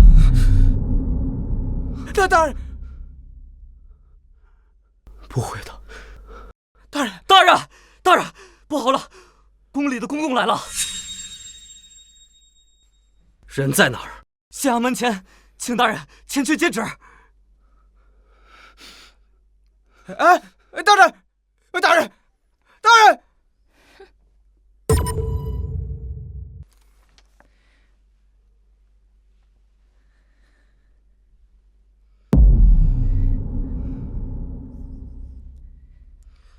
哎呦，许大人不必多礼，老奴来传陛下口谕，请桃园县令许安生速进京面圣。陛下招我一个7品县令进京面圣。哎，别说许大人不解，老奴也是不解呀。瞧陛下那模样，似乎想要迫不及待地见到许大人呐。迫不及待，只是想把本官骗到京都除之后快。公公，下官可否向您打听一件事？许大人请讲。最近京都是不是杀了不少皇商？好像是有这么回事。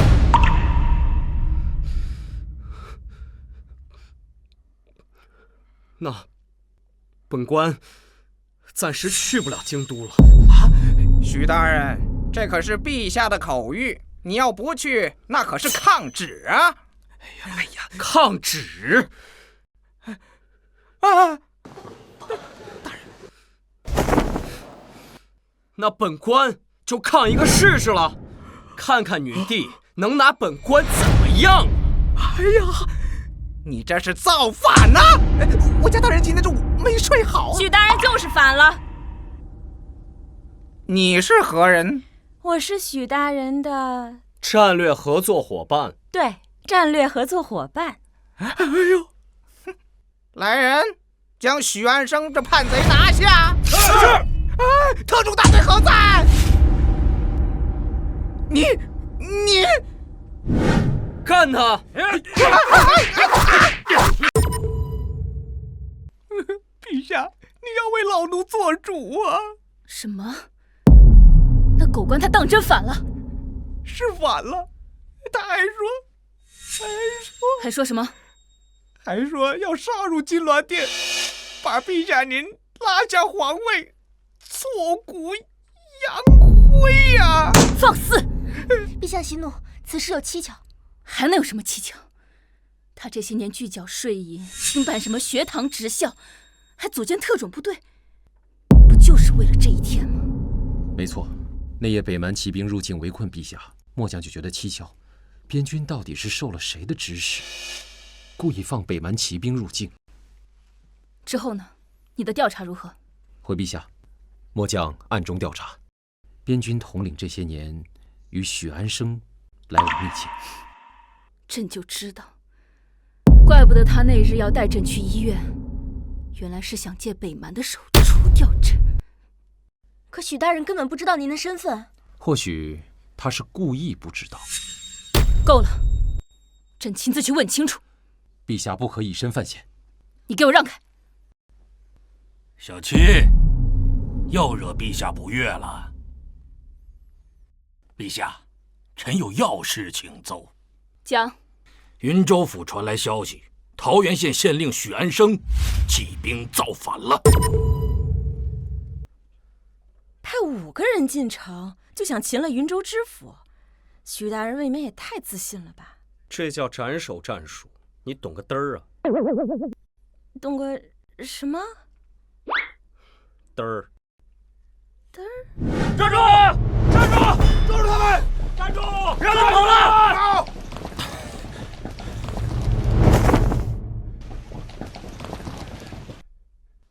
许大人，云州知府已带到。还真抓来了。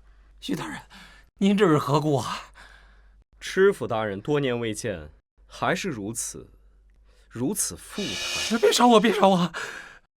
想什么呢？若不是知府大人这些年给本官行了这么多方便，岂有本官的今天呀？本官不是那种恩将仇报的人。许大人，那您为何谋反呢？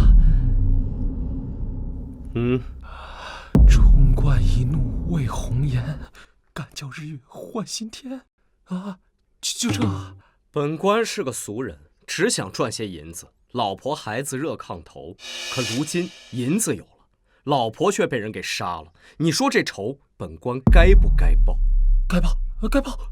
这就对了，冤有头，债有主。本官只找那女帝报仇，与尔等无关。知府若是识相的话，就放我顺顺利利离开云州地界，否则，本官就拿你这身肉祭旗。陛下，叛军许安生已经连过3州，直奔京都而来。区区一个桃源县能有多少兵马？这么短时间竟然连克3州，你们兵部是干什么吃的？陛下息怒，并不是我兵部无能，而是此人使用了什么诡异的战术，叫斩首战术。不就是用法器远距离击杀我军将领吗？多派几个副将不就行了？可未曾击杀我军将领一兵一卒，说什么本是同根生，相煎何太急。那他造什么反？陛下，许安生说只取陛下人头。一夜夫妻百日恩，他竟如此对阵，那人果然都是大猪蹄子。事后来报说，许安生的战术名为游击战。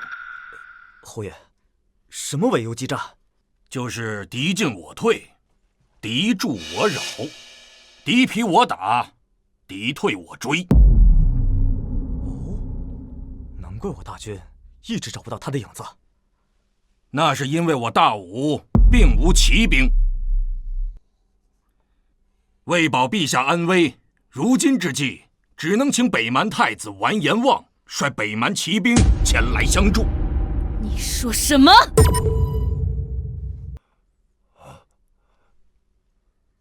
不可！就那个草原小白脸，我泱泱大武岂能请他帮忙？我大武国威何在？忠诚大人，是大武的面子重要，还是陛下的性命重要？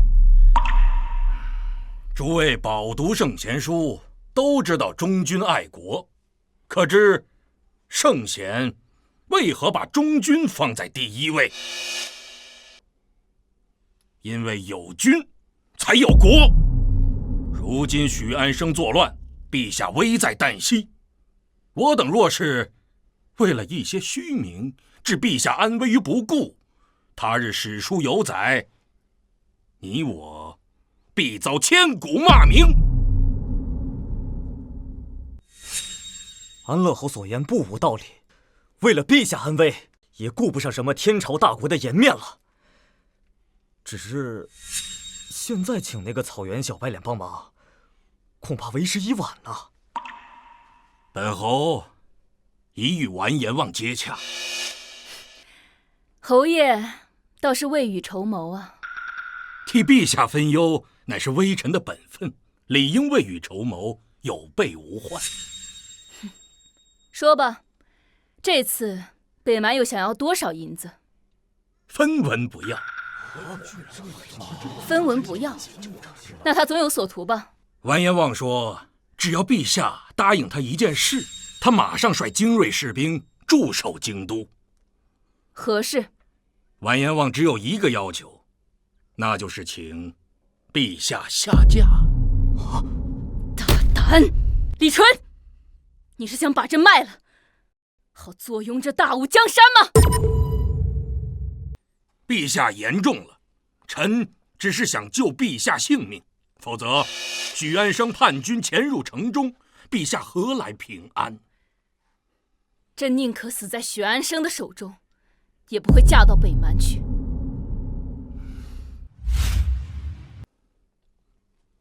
陛下身系天下，怎能如此任性？陛下若遭遇不测，我大吴就完了。为了祖宗江山社稷，臣万死恳请陛下答应完颜望所求，保我大吴江山永驻。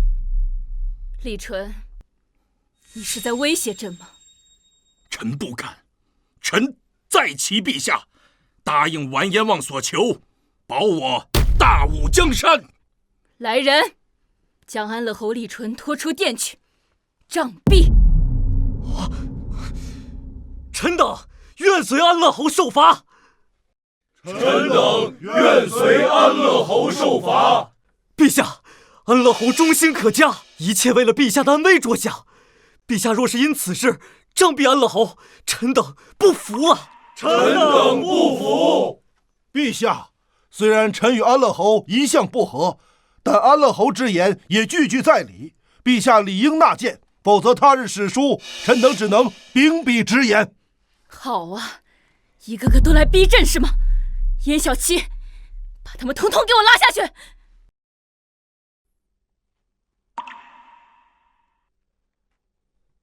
陛下，今日之祸，祸不在文武百官，而在许安生。陛下还是听从百官建议，先注重龙体。燕小七，连你也敢忤逆陛下了？柳大人，末将只是在为陛下着想。今日之事到此为止，改日再议。退朝。恭送陛下。恭送陛下。安乐侯那老东西，真当朕看不出来他什么心思啊？他就是想让朕嫁到北蛮的苦寒之地去，好让他在京都一手遮天。陛下，恐怕不止如此。哦，你是说他想篡位登基啊？若无此意，为何一定要北蛮太子率北蛮骑兵入京城呢？可是不应该啊！许安生那狗官不正在造反吗？眼看他就要打来京都了，他此时登基不是成了许安生活靶子了？可许大人说他只想取陛下的项上人头。你说许安生这狗官到底哪根筋搭错了？朕哪儿惹他了？这中间是不是有什么误会？误会？哎，你说是不是那天北蛮骑兵围攻医院那天，咱们弃他而逃不讲义气，他生气了？有可能。不对呀，他要恨也应该是恨皇商、安宇南，他又不知道朕是谁，怎么会恨朕？对，你说他们今天在金銮殿上说许安生打的那个旗号叫什么？冲冠一怒为红颜，敢叫日月换新天。为红颜？为谁啊？传旨公公不是说了，媚娘在他身边。为了那个女人，朕就知道男人都是骗子。他之前还跟朕说什么弱水3000只取1瓢，莺莺燕燕独守一人。不行，这样找他问清楚。陛下冷静，咱们根本不知道许大人现在身在何处。哎呀，我冷静不了一点儿。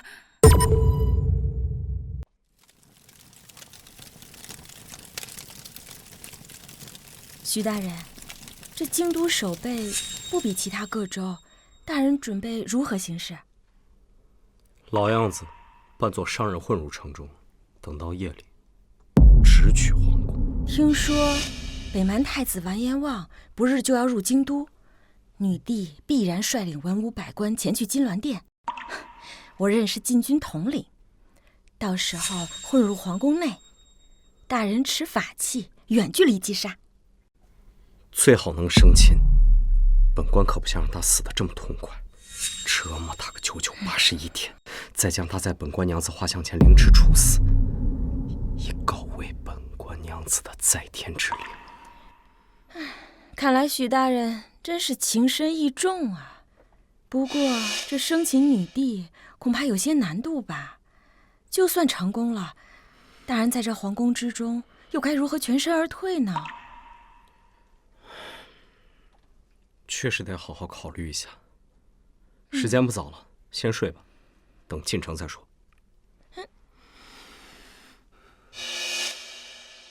天都这么晚了，太子您何必着急回营？这安乐侯府住的不也挺好的吗？明日事关重大，还得小心为上。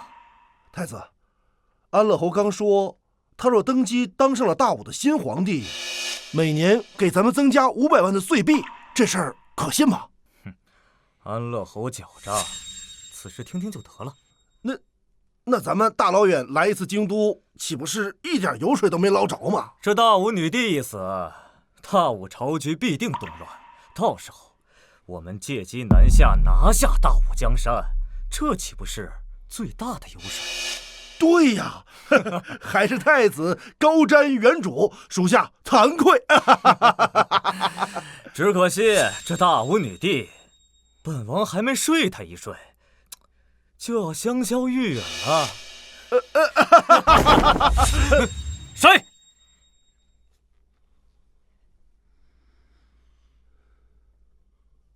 你是何人？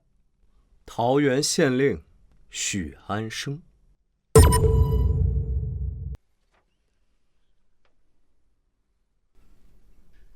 末将见过陛下。你还有脸来见朕？陛下，末将所做的一切都只为大武，只为陛下，还请陛下恕罪。手中所拿是何物？这个是末将连夜托工匠打造的面具，想献与陛下。朕为何要戴它？怎么，朕很见不得人吗？陛下误会了，陛下乃倾国倾城，怎会见不得人？只是臣不愿那北蛮太子见到陛下的绝世容颜，露出猥琐下贱的模样，玷污了陛下。北蛮毕竟是蛮夷之邦。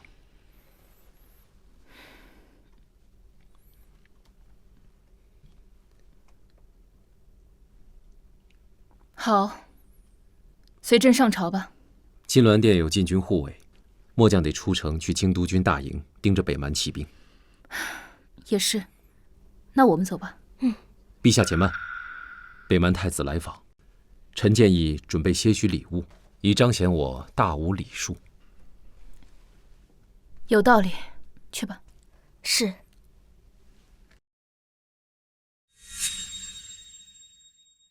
北国太子到。哟，还挺帅。蠢货女帝，还戴个面罩装逼。果然是外邦蛮族，竟连一点礼数都不懂吗？这也太不懂礼数了吧！帮蛮族，陛下不必动怒，想必北蛮不懂我大国的礼数，绝非有意轻慢陛下。你就是安乐侯李纯？只是要装作不认识也好，免得日后有人说本侯勾结外邦。只是这声音怎么不对？难道昨夜喝酒喝多了，着凉了？呵呵，正是本侯。这次请太子前来助我朝陛下清剿反贼许安生，就是本侯一手促成的。侯爷就不怕引狼入室，本太子赖着不走吗？这是唱哪出啊？侯爷不必惊慌，本太子岂是不守信义之人？帮你们除了桃园县令许安生，本太子自会离去。哈哈，我朝女帝已经答应事成之后嫁给太子，咱们两国以后就是一家人了，多留几日也无妨。什么？你要本太子娶她？什么？你要本太子娶她？怎么，还委屈你了？这不是你们北蛮自己提出的要求吗？听你说话的语气，是我大武陛下配不上你了。侯爷怎么说？朕乃九五之尊，岂容你挑三拣四？陛下，太子，咱们说好的，就别开玩笑了。太子，莫要玩闹，误了大事。大事？什么大事？哈哈哈，本太子就是开个玩笑。开玩笑？如此国礼场合，你在跟朕开玩笑？陛下莫要动怒。本太子想问陛下2个问题。讲。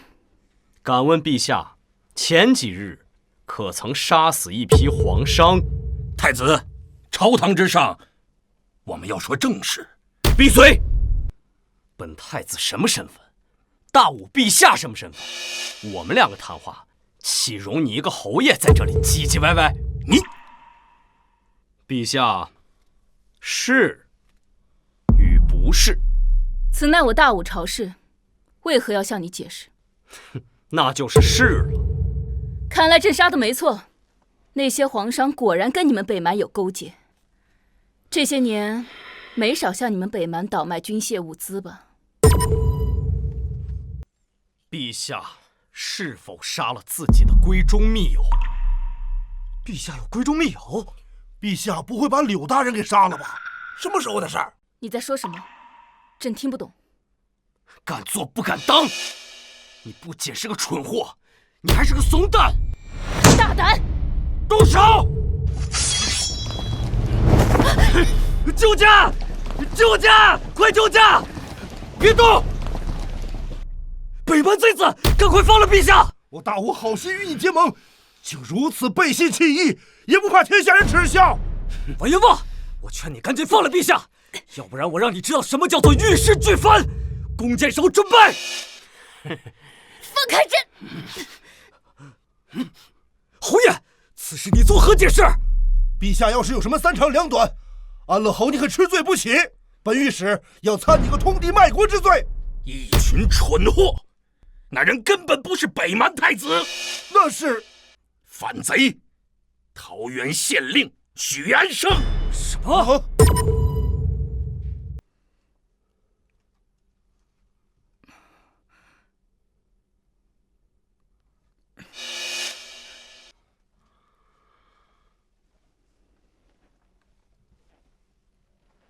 老实点。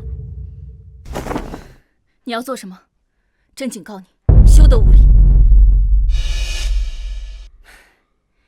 你以为绑了朕，你就能走得出这皇宫吗？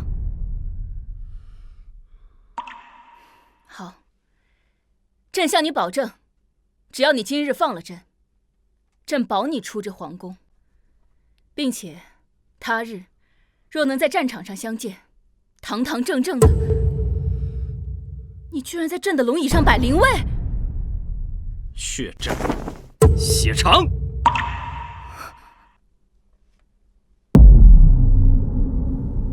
原本我想将你这蠢货皇帝折磨个99、81天，再凌迟处死。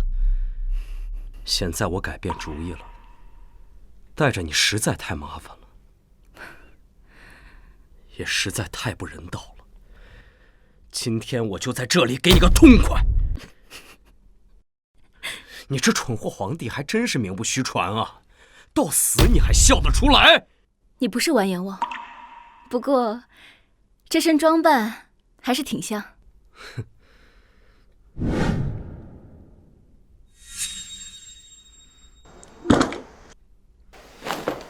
没错，本官就是桃园县令许安生。所以你造反，就是为了给他报仇？没错。就没想过坐坐龙椅，执掌天下？你把本官当成什么人了？本官在桃源县逍遥自在，谁稀罕你这破龙椅？你不是还有个战略合作伙伴媚娘吗？弱水三千，只取一瓢，莺莺燕燕，独守一人。本官是个专一的人。就为了一个女人，欺君犯上，然后亡命天涯，不行吗？本官出海当岛主去。值得吗？值得。但我娘子偏偏要维护你这个蠢货女帝，把你当成宫中密友，可最后已惨死在你的刀下。我替她感到不值。所以，你准备用什么给他报仇？小李飞弹、89K， 还是双截棍？你知道的还不少。清心，你居然把他找回来了！你怎么杀的我娘子，本官就怎么杀你，主打一个公平。跪下！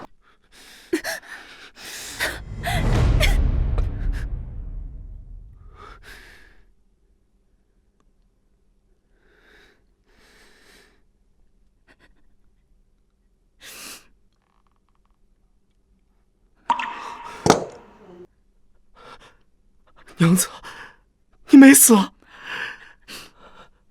我没想到，你竟然愿意为了我冒天下之大不韪。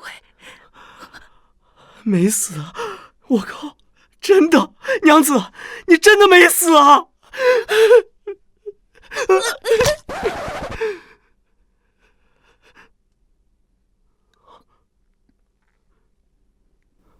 娘子，不愧是95之尊之身。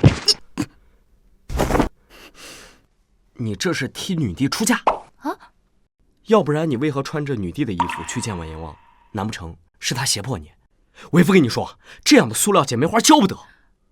我没有。哎，你别说了，反正为夫现在已经犯下滔天大罪，你在皇宫里面过得不开心，便跟我去桃花岛做个岛主。走走走。哎，现在出去不是找死吗？那就。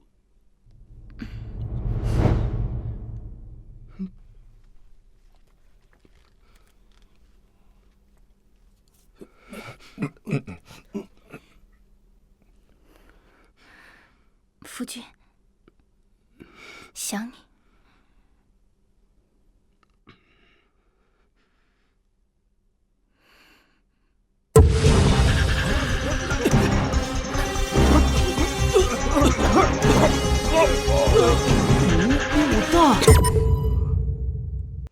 毒雾弹，这无害，尔等还不走？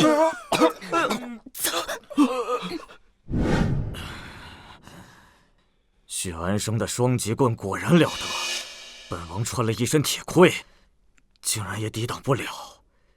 你们说他为什么不杀了我？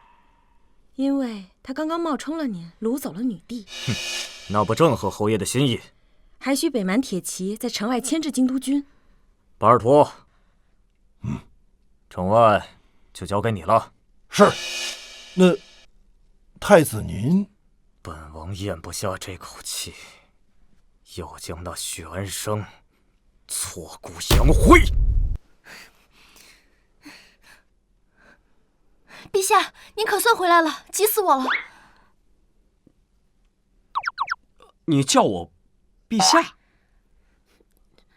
朕便是这大武的皇帝。你娘子现在这皇帝当不得呀，内有安乐侯，外有北蛮骑兵的。朕自问登基以来，兢兢业业，如履薄冰，生怕祖宗打下的江山毁在朕的手里。可这结果如何？夫君你也说了，朕虽然蠢，可朕不能退。夫君若是怕了的话，夫君，陛下您这是认了？在不知道朕的身份的情况下，便可为朕冲冠一怒。这样的男人，朕怎能不认？娘子，别说了，干就完了。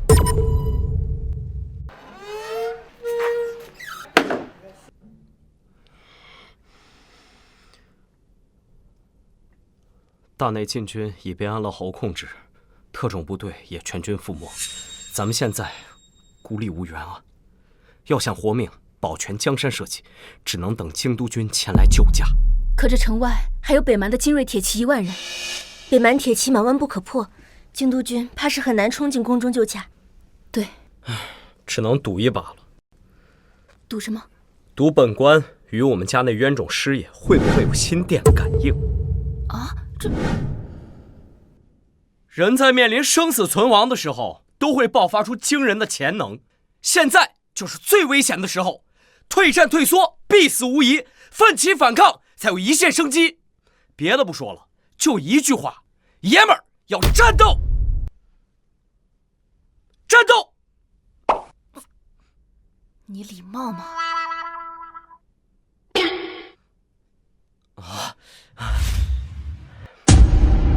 这是本官这些年研制的法器，现在分发给大家。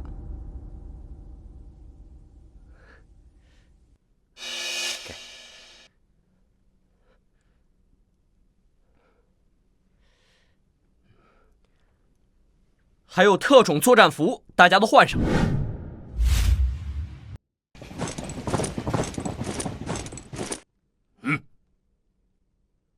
一个弓一个弓，给本侯送。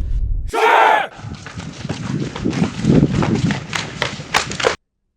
大武百官呢？都在金銮殿。只要杀了女帝，本侯今日就登基。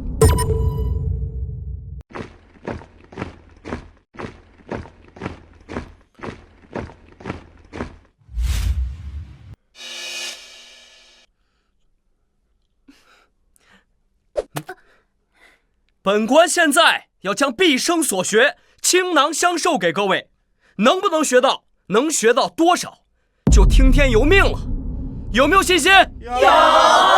勇士们，阻击京都军入宫，让他们尝尝我们精锐铁骑的厉害。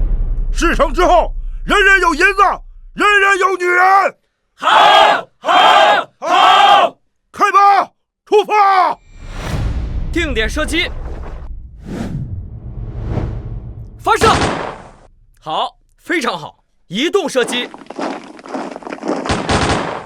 全员警戒。继续，战术冲锋。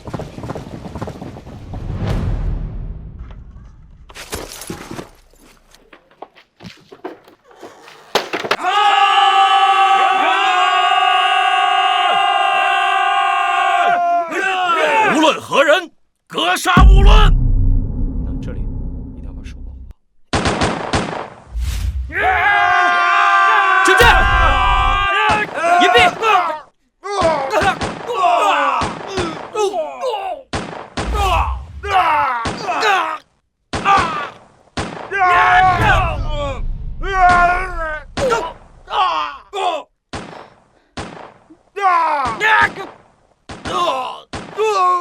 你不是说许安生的特种大军全军覆没了吗？是陛下。陛下竟然如此刚猛！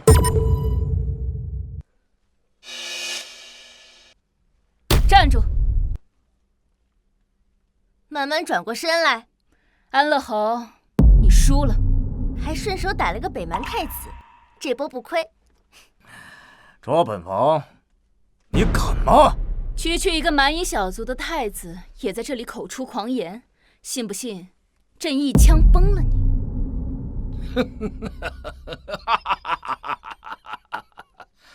陛下未免高兴得太早了些。北蛮骑兵精锐就在京都城外，用不了多久就能解决掉京都军，杀入宫中。到时候，陛下和你的满朝文武都得陪葬。哼！所以本王奉劝陛下，别冲动。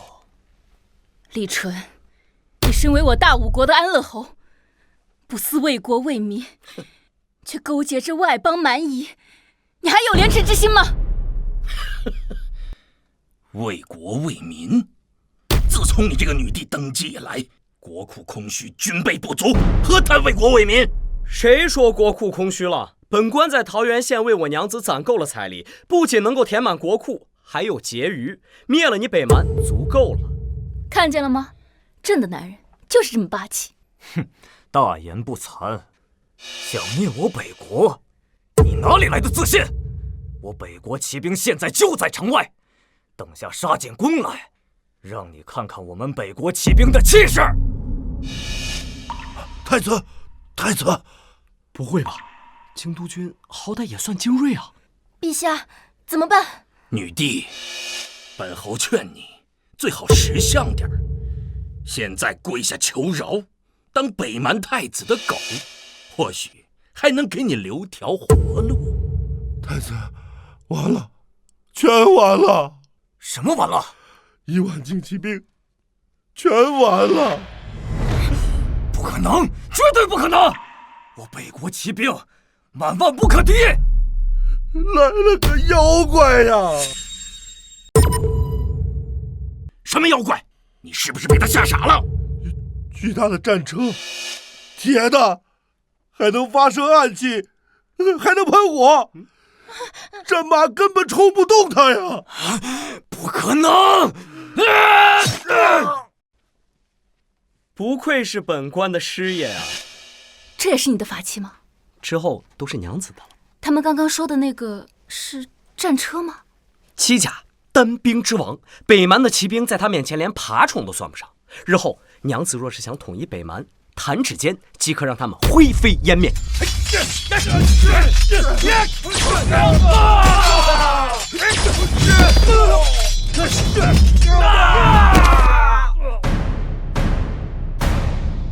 我杀了你！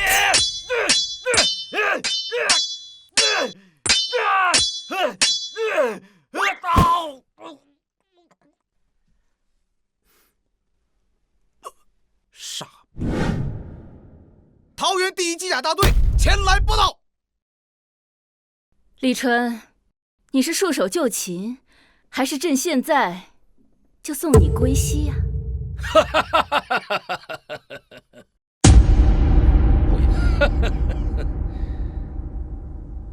没想到吧？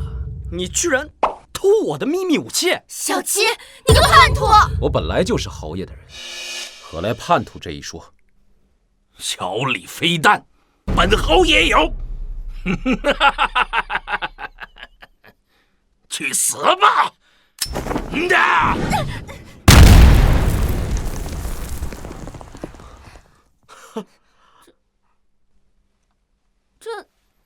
他怎么自己炸了？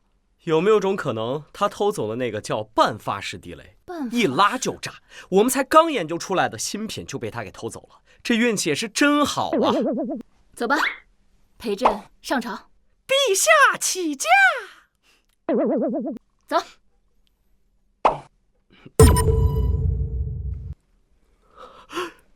好东西，真是个好东西啊！夫君若是喜欢，可以过来坐坐。能坐？当然。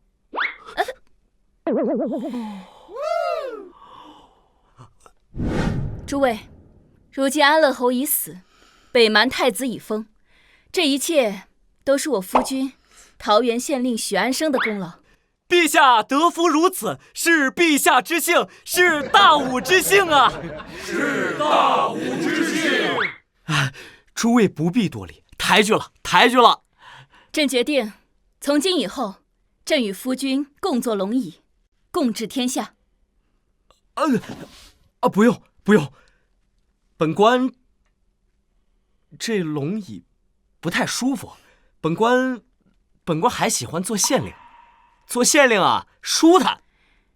那朕的夫君怎能是个小小的7品县令呢？日后史书该如何写？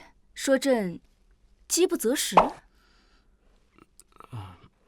陛下，我有办法，既能满足许大人想做县令的愿望，又不会让陛下难堪。再次回到这里，朕是恍如隔世。朕呐，就喜欢这张床。娘子是喜欢本官床下的银子吧？你自己说银子都是我的，连本官都是陛下的。这次不会有人打扰我们了吧？没有，都打发到县衙干活去了。那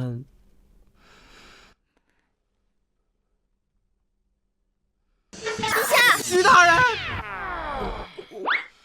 陛下，牌匾挂好了，快来看看。好，走吧，去看看。嗯。